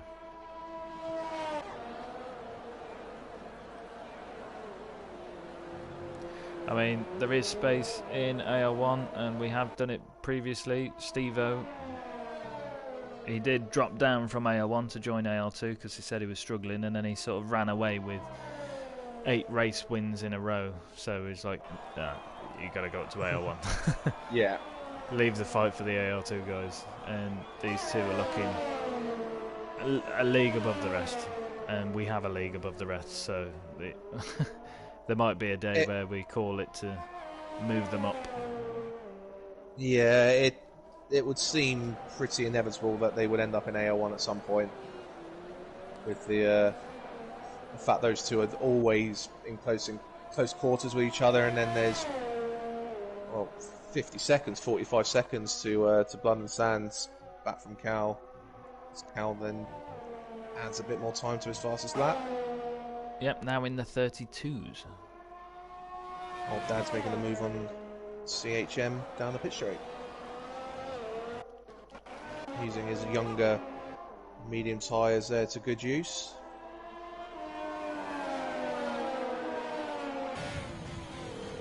It's not a bad time to set on a 10 lap, 11 lap old mediums there for Cal. Showing that those mediums are holding on. Yeah, Rory's just remembered where his overtake button is. Typically, Cal doesn't really use his overtake. It's a bit strange. He just seems to run around and not use it, and he just uses it now and then on an overtake or that, but on a typical lap, we'd sort of spotted that he doesn't really use his overtake. So what? Yeah, it's obviously there is a tactical element. He's nearly 80% battery life. There is obviously the tactical element to it, so you don't want to burn it up too unnecessarily, but then you do potentially need to use it to help you just catch up to the guy in front. So again, it's just finding that right balance of how much do you use to try and catch, and just ensuring you still have enough left over for when you want to make that overtaking move. Yeah. Maxi in, and Cal improving his fastest lap now. Maxi in, set of soft tyres, 13 laps on them soft tyres. That's similar to what I was doing on Wednesday, so that's a strategy to go to the end.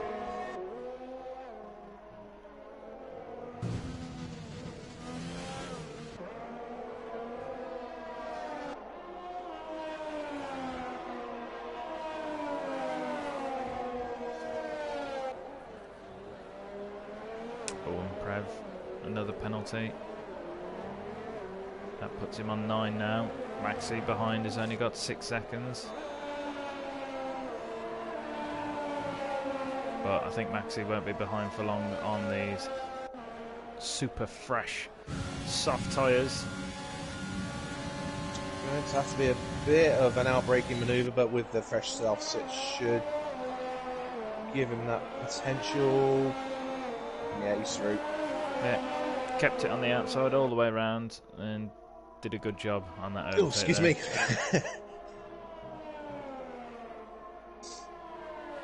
2.5 seconds to catch up to Old Dad's. See how we can do this. Sorry, I've got a bit of a sneezing fit going on at the moment. No, it's fine. James Laws in the pits. Looking for a front wing change. Is that? Nope, no front wing change. It is looking more cloudy now, but I'm beginning to think we won't see a wet track. No, it's going to need to start raining in, I say, by sort of lap 45 for it to really potentially have an effect on the last few laps and make the last few laps really questionable. It kind of has the hallmarks of a sort of a Spa 2008. About do you pit for inters and do you stay out on slicks? Yeah. And make it to the end. We're going to see some action here. James Laws making his way past Dino, but he came out the pits just in front of Old Dads. Old Dads is now making his way past Dino also, but Old Dads on 13-lap old mediums. He was coming under threat from Maxi behind, but Maxi's sort of dropped off a little bit. Blood and Sand now pits, I think, in reaction to James Law. And that has give Sega the position, and what we was talking about earlier, the gap now between Blood and Sega. Blood's coming out the pits. He's over 10 seconds behind Sega now. Yeah, and that was what, about 18 seconds, wasn't it? I think when he pitted. Yeah, you're looking 25, 28 seconds for a pit stop by the looks of it. It's because the pit lane is so narrow, it brings the pit lane speed limit down, and because it just goes on forever, it just means that the time lost is just that much more, which is why normally I think in real life we tend to see this race tend to be a bit more of a one-stopper, just because they don't want to lose that 25 seconds in the pit lane unnecessarily. Yeah. Maxi with a very clean overtake on Dino, down the start, finish straight. Old Dad's DRS assistance on James Laws, but he's dropped quite a bit back coming round that corner.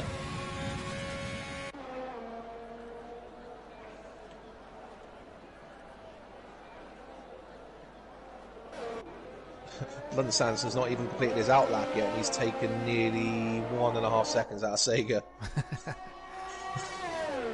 Just showing what those soft tyres can do. Yeah, well, the 1.1 second deficit between the two. Yeah. And that's fresh. Fresh, yeah. Yeah. As Woody's in the pits now. If it was to start raining now, those fresh softs would just be the ticket. While it started to get a little bit slippery. Yeah, because it can take several laps for the track to actually get wet, doesn't it? I think that's what we're seeing Woody going on as well now.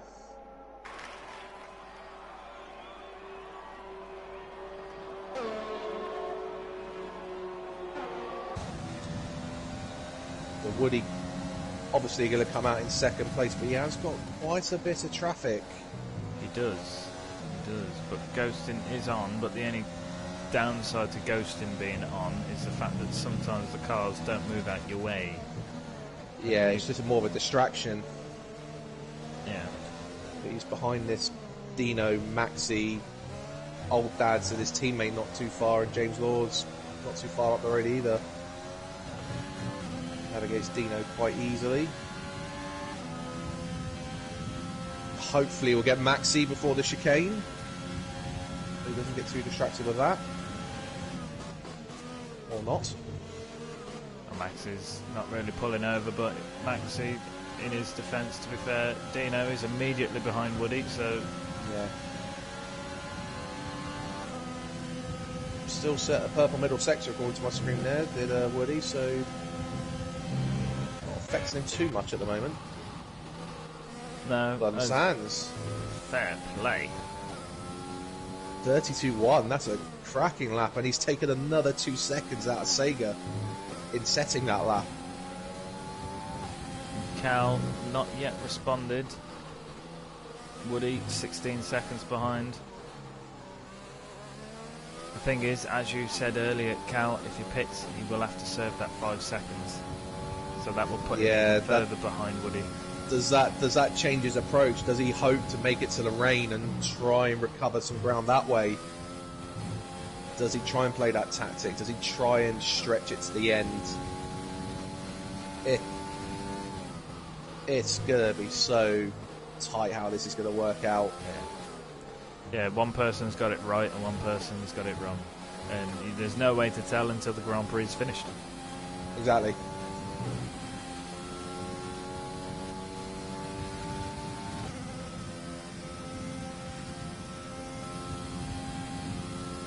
Woody hasn't exactly got the ERS available to him in setting this lap. So if Cal does react and pit, the amount of DRS he has, you would expect him to be able to challenge that fastest lap back. But Woody now in the 14s, seconds behind Cal, so he is closing that gap. So the longer Cal leaves it, the more damage it's going to do. Yeah. He goes round again, does Cal as well. I can see on the track map. So I think he is. He's just hoping for the rain. I think he's going to try and throw a curveball and elongate this medium set. As Woody gets DRS off his teammate down the pit straight to help him with the fastest lap. Does he get it? And he does. Wow. 30.9. So we've gone from a 32.1 that Blood and Sand sets to 30.9. Blood and Sand now only 3 seconds behind Sega, by much fresher tyres and the softer compound. So that'll be one to watch. And in fact, let's just have a quick check on penalties. They both have 6 seconds, so on track position is for the position. Tell you what, Blood and Sand's car does look absolutely planted. There's no corrections there whatsoever. It just looks comfortable.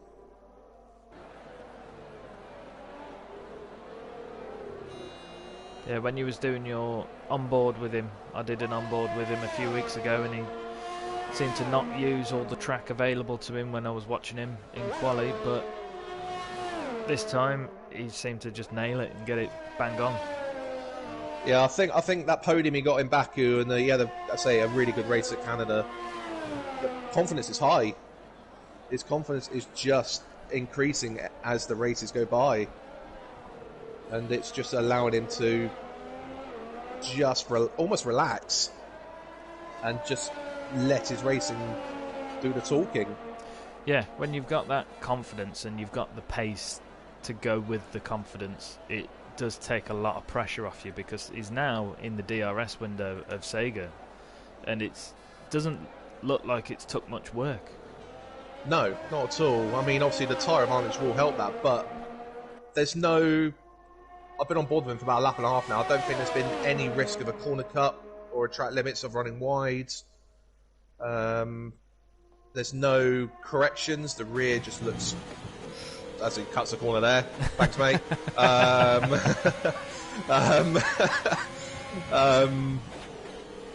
But yeah, the car just looks easy to drive. Yeah, but I think I have to mention now would be the right time to say, as Sega is going into Sega, the yeah. pits. 13 laps on them mediums. Maybe he's looking at having a pop at fastest lap, but Sega was spun, or did spin, near the start, so he was plumb last, and to have been sat in a podium position there, you got to take your hat off to him. Yeah, he spun coming out of or going through turn 2 on the opening lap. Again, we didn't see what happened, so we don't know if he had a helping hand in that or whether that was just a spin on his own. But it's been a great recovery. To get himself up to P4, and I think he'll hold on. Yep, he holds on to that P4. Coming out the pits, and he's now got a 7 lap sprint on those soft tyres to the end. Still no sign of this rain. Definitely getting darker though. Yeah. It's looking like it could drop at any moment, and it is. It is dropping. Again, just as I say it decides to make a show, and I think Cal is wanting to get this to the end, or until it gets wet enough. If it gets wet enough, that's it. That's his game plan here.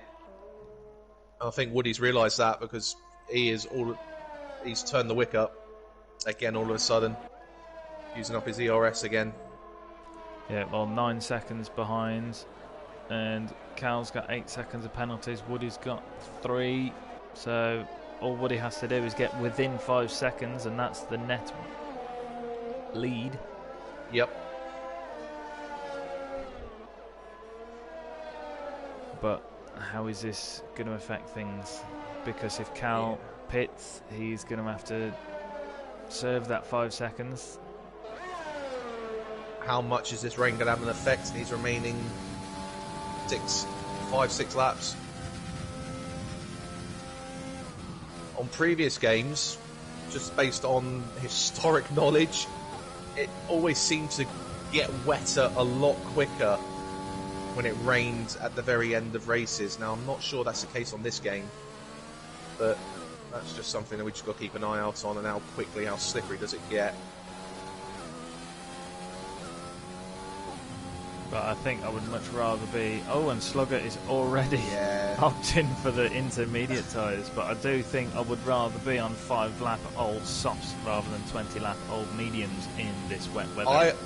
Right now I would prefer to be in Sega's position. 1 lap old softs. Yes.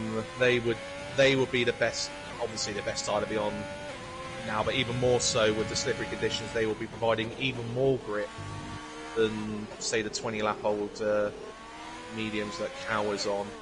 If it gets any wetter, Cal will begin to start struggling very, very quickly.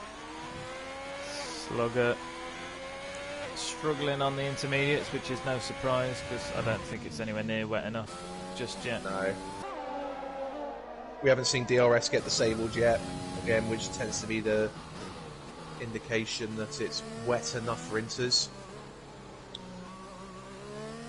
Gap still coming down. Woody 7.6. Yeah, Just got to find another just over 2.5 seconds to win this outright. Outright with penalties applied. yes. Well, 1 minute 10 in front of Blood and Sand, so these two really need to, I think about AL1 because it's a ridiculous gap, really. It is huge, yeah. And they are, I say, they're quick and they're not really getting the penalties as well. So it shows they're quick and they're within the limit. Yeah. But another 20 seconds and they'll be lapping 3rd place. Yeah. There'll be somebody on the podium a lap down.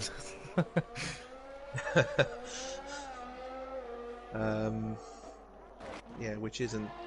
which used to be, used to be a thing back in the olden days, sort of the early 2000s, late 90s. You used to have that on really weird sort of races where, weather or just a really odd situation occurred. Who's had a moment there?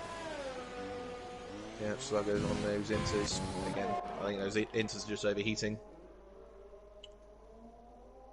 So it's just not wet enough yet. Maxi Cal really close to the back of Old Dad's.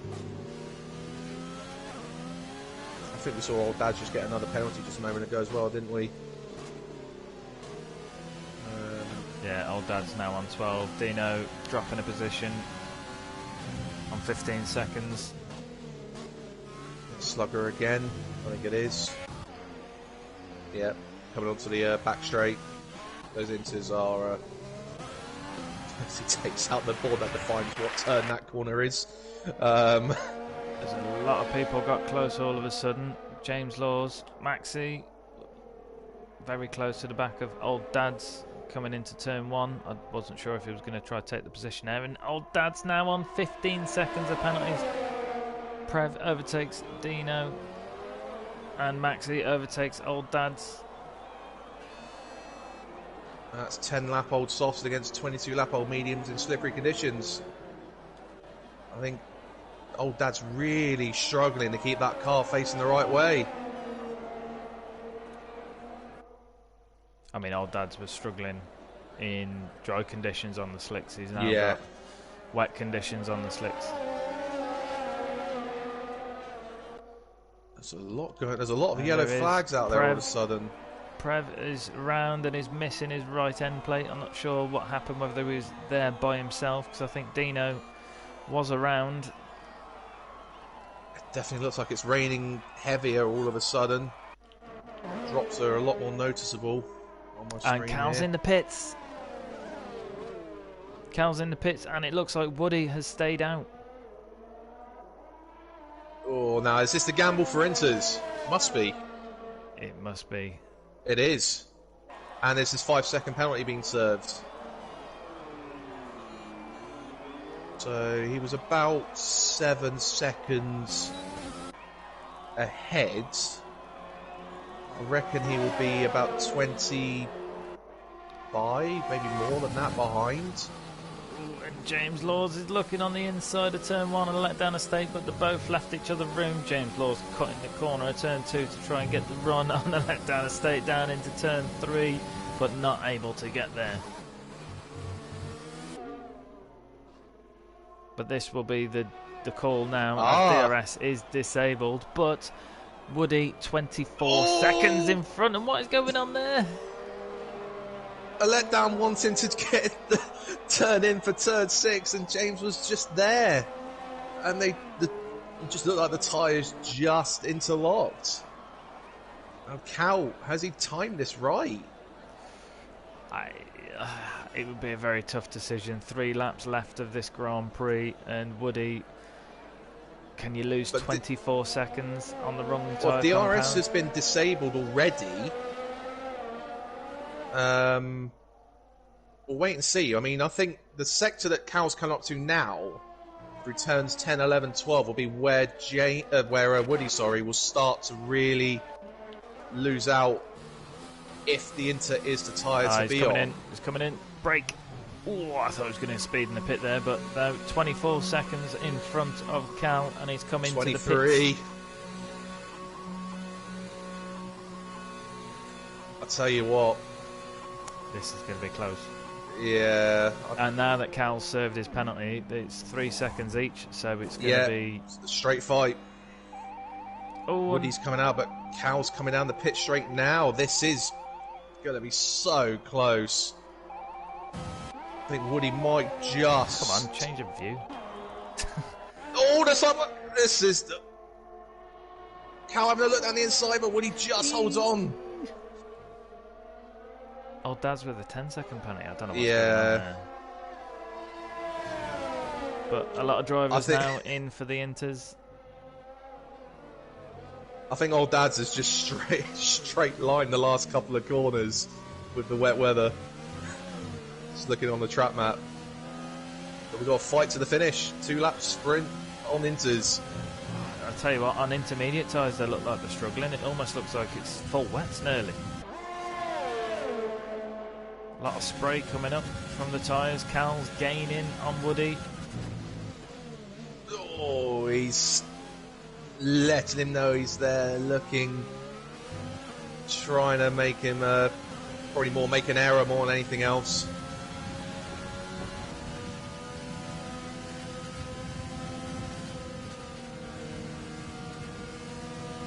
Lifting through turn 10, make sure they don't lose the rear.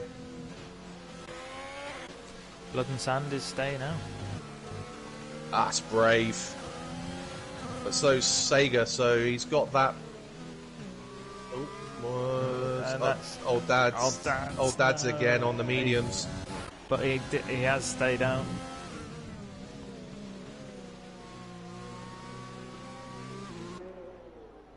It's brave for some of these guys to stay out, but obviously with just so few laps to go.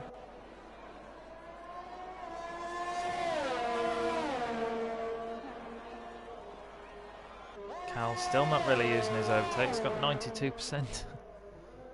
And his fuel light is on already at the start of the final lap. And so is Woody's. So they're right on the limit with fuel. Ooh, and Cal. Yeah, they've got to be careful not to pick up more penalties. Limits. Of course, no DRS obviously to help him this time round. Cal's got a full battery. Woody's got half a battery. Woody using his already. Cal not. Why would you not? See that? There we go. But I think he's listening. Yeah, but still, you kind of want to use it for the acceleration, not the end of the straight. So you're not getting the benefit of the battery. So yeah, he's kind of costing himself the opportunity to be able to make a move.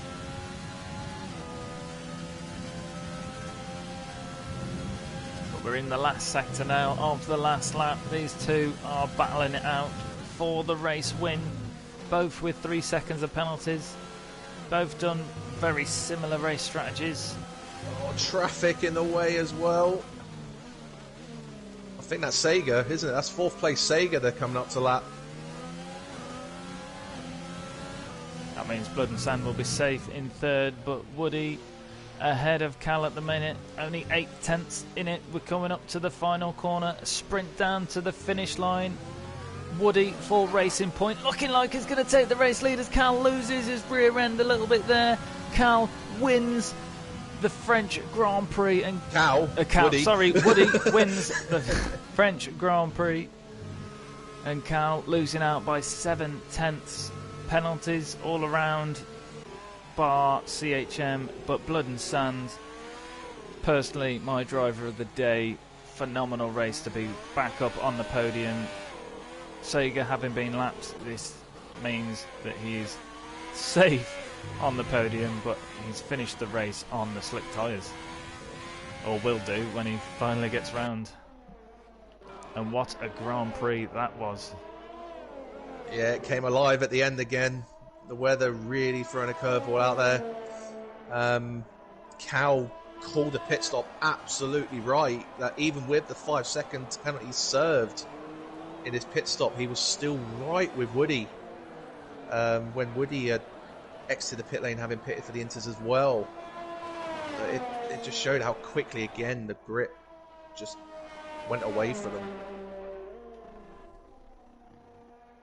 Blood and Sand will be the last one to cross the finish line, but he's guaranteed P3 as long as he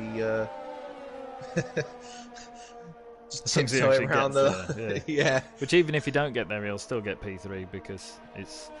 Assuming he doesn't end up getting 2 penalties in the last 2 corners, that's about it. That's the only way, really. Oh yes, good point. He's just got to tip it round, and he will get P3. Fantastic drive from Blood and Sand there. Rounding off the podium in style, in the slick tyres, in the wet weather. The most unusual circumstance of a driver nearly being 2 minutes behind the winner, yet not lapped. Yeah. Just shows how much slower those slicks were at the end there.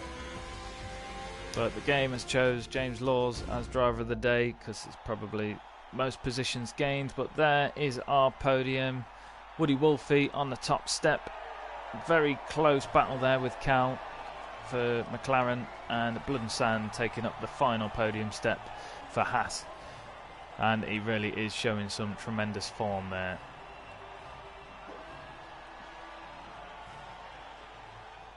And Blood and Sand saying nearly blew it. He thought that his last lap was the last lap. No, I think he started celebrating too early down the straight before he got to the line. Nearly dropped it. But Woody Wolfe taking fastest lap and the race win. And did he take pole? He did, didn't he? Yes. Yep. So Woody, yep. The hat trick there for Woody, pole, fastest lap and the race win. Cal in second place, very close behind. Blood and Sand finishing off the podium in third place. Sega Descartes taking fourth. Eletdana State in fifth. James Laws in sixth. Maxi in seventh. And Dino will be demoted to seventh, promoting Prev to eighth. CHM with no penalties, the only driver to not pick one up, in 10th place. Old Dads is going to finish in 12th. No, he's got less than Silver. So. Silver does have more, and we have James retiring in the pits. So we now have Cal joining us for a post-race interview. Cal, how was that race for you? Bit of a roller coaster, really, wasn't it? So, yeah, where do we start? So, first stint, obviously, I was keeping in touch with Woody. I was just kind of managing the gap, and then I sort of closed up to the back of him. I was trying to force him into making a couple of mistakes, or maybe even track limits, just getting an extra penalty, or so on, or whatever it be. That's what my plan was, just being there, trying to force them mistakes, and then I've gone into the pits and I've got like 5 seconds, and in that moment, I had to I didn't reset because I was fuming, but I knew I had to reset at some point. So I just had to get through the first few laps done on the next tyres, and then start to feel it better. Start to put some good laps in, but I was still annoyed about the penalty because I knew that sort of killed the race between me and Woody at that point, or it felt like that. I was so far back, and then obviously we knew the rain was coming. I could see strategy and stuff playing out. So yeah, it was interesting at the end. Was you expecting the rain sooner than it came? Because you and Woody both seemed to shorten your stints on your strategy, almost as if you was leaving that space at the end for the rain. I mean, I was hoping for the rain a bit earlier, but at the same time, my strategy, knowing the rain was towards the end, I saw Woody pit early first stint, so I thought, well, if I pit 2 laps after him, then I've got 2 laps fresher tyres for the next stint, and then it's same again, pitted 2 laps after him for the second one, kind of just to make sure I had that couple of laps on him on tyres, so if the rain did come at the point where his tyres were on the cliff, mine still had a couple of laps left, I knew that could bring me back into it, but then, so the final pit stop, I could just tell I was ready for the inters. I just knew this lap was going to be kind of from the decision in Monaco. It came down really quick, and I kind of had that in my mind where I pitted the lap too late, and I thought, well, I've got nothing to lose. If this goes wrong, I can come around and pit again. If this pays off, it can make it quite interesting. Yeah. So pitted, got the quicker laps in, and then obviously the 5-second penalty, which was frustrating because I'm sure I slowed down for the pit lane, but that's held me back, and then it's made it very close. Was if the rain hadn't come as heavy as it did, was you hoping to take them tyres to the end? Because you seemed a bit committed towards the end. Yeah, so I had nothing to lose. Obviously, I knew Woody was on the 3 stop. Could tell by the way he was pitting earlier. So I was kind of, once he went in for that final stop, I was never going to catch him, pass him, make the gap. It was a case of, let's just see what I can do and hold the gap. I was maintaining the gap pretty well, but then when the rain came down, obviously he had slightly better softs than I would have had mediums, and when you're struggling with the conditions, you do need the tyres with you, so the gap started to come down a bit quicker anyway. But yeah, I knew that if the rain came, it could work in my favour because I had nothing to lose and I could time the pits, potentially time them right. But so I was hoping for the rain, but if the rain didn't come or didn't come as heavy, then yeah, I was committed to going to the end on the medium. Cool, but fantastic. Great drive from you. Shame to miss out on the top step by 7/10. Yeah, so last lap, I knew I had no fuel. I was literally balancing it throughout the lap. I was trying to... So when he came out ahead of me, I had like plus 0.04 or something like that. So I kept dipping under, coming back on top, and then trying to balance it. And I literally crossed the line with 0 fuel. So I gave everything I could on the last 2 laps. But yeah, congratulations to Woody, because he's one hell of a driver. He's consistent, he's quick, and he really does push the car. So like, he doesn't leave anything behind, like just goes for it. So well done to him. He deserves to win. Same for you both. You're both fantastic drivers, really showing the pace. I think on the final lap, I think you was both about 1 minute 10 in front of any other driver. Yeah. Well, this is the thing. So I think it's frustrating that the penalties happen because I want, and the pit stop incidents happen because I wanted to be closer on track in the middle bit so we could really race, because that's what we want. Me and Woody want to be side by side. Yeah. But I get on with Woody. I talk to Woody, practice with him now and again. We are great side by side, so it'd be nice to have more of that in the league. So obviously that's what it's shown, and that's where we really want to be battling. But hopefully in coming races we will have more side by side. Yeah. And as you mentioned, Woody, he won the French Grand Prix, so we'll go to him now. Hello. How was that for you? You seemed to pick quite early on your first stint, which brought you out in quite a bit of traffic. Was that part of the plan? The plan was to do the free stop, which I did. I looked at the little race information. It told me I was going to come out in 7th, and I thought, oh, that's alright. And then I come out in 10th, I think, or 9th. So I was like, alright, okay. So yeah, I had to get past a few cars in the first stint. And I ended up gaining a time penalty as well, the only time penalty, because I kept having to go wider off track to try and make some of the overtakes. after that, yeah, I stuck with the free stop. And yeah, Cal was on a 2, so I knew it was going to be, well, it was going to tighten up towards the end, and it was a shame for Cal to get the 5 seconds because he probably would have easily won the race without it. And yeah, with the wets at the end, it was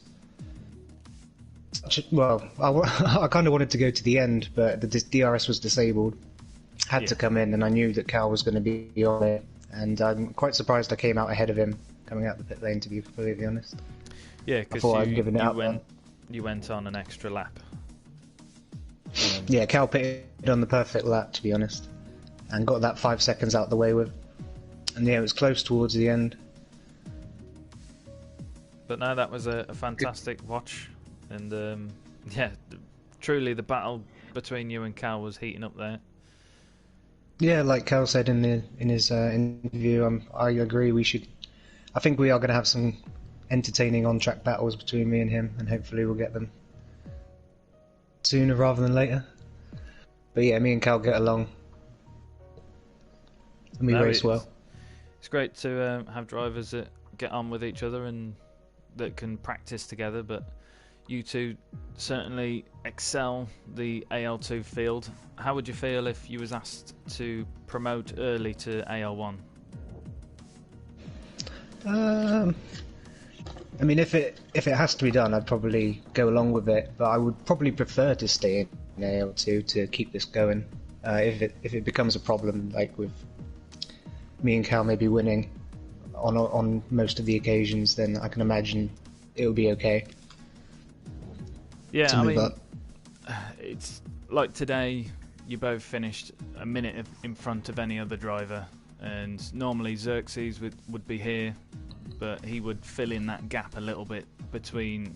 He would normally follow behind both of you, but Xerxes would normally reserve in AL1, which he's got that luxury of doing, and he does finish quite well. In fact, he beats me quite a few times in AL1, and he's not far off pace between you two, so I think it's something that we have seen before at wheel to wheel, and I think just with the pace advantage that you two have, you'd probably come into AL1 and still have your competitiveness between you, but there'd be other people in the mix with you, and in fact you'd probably be in front of a few, myself included.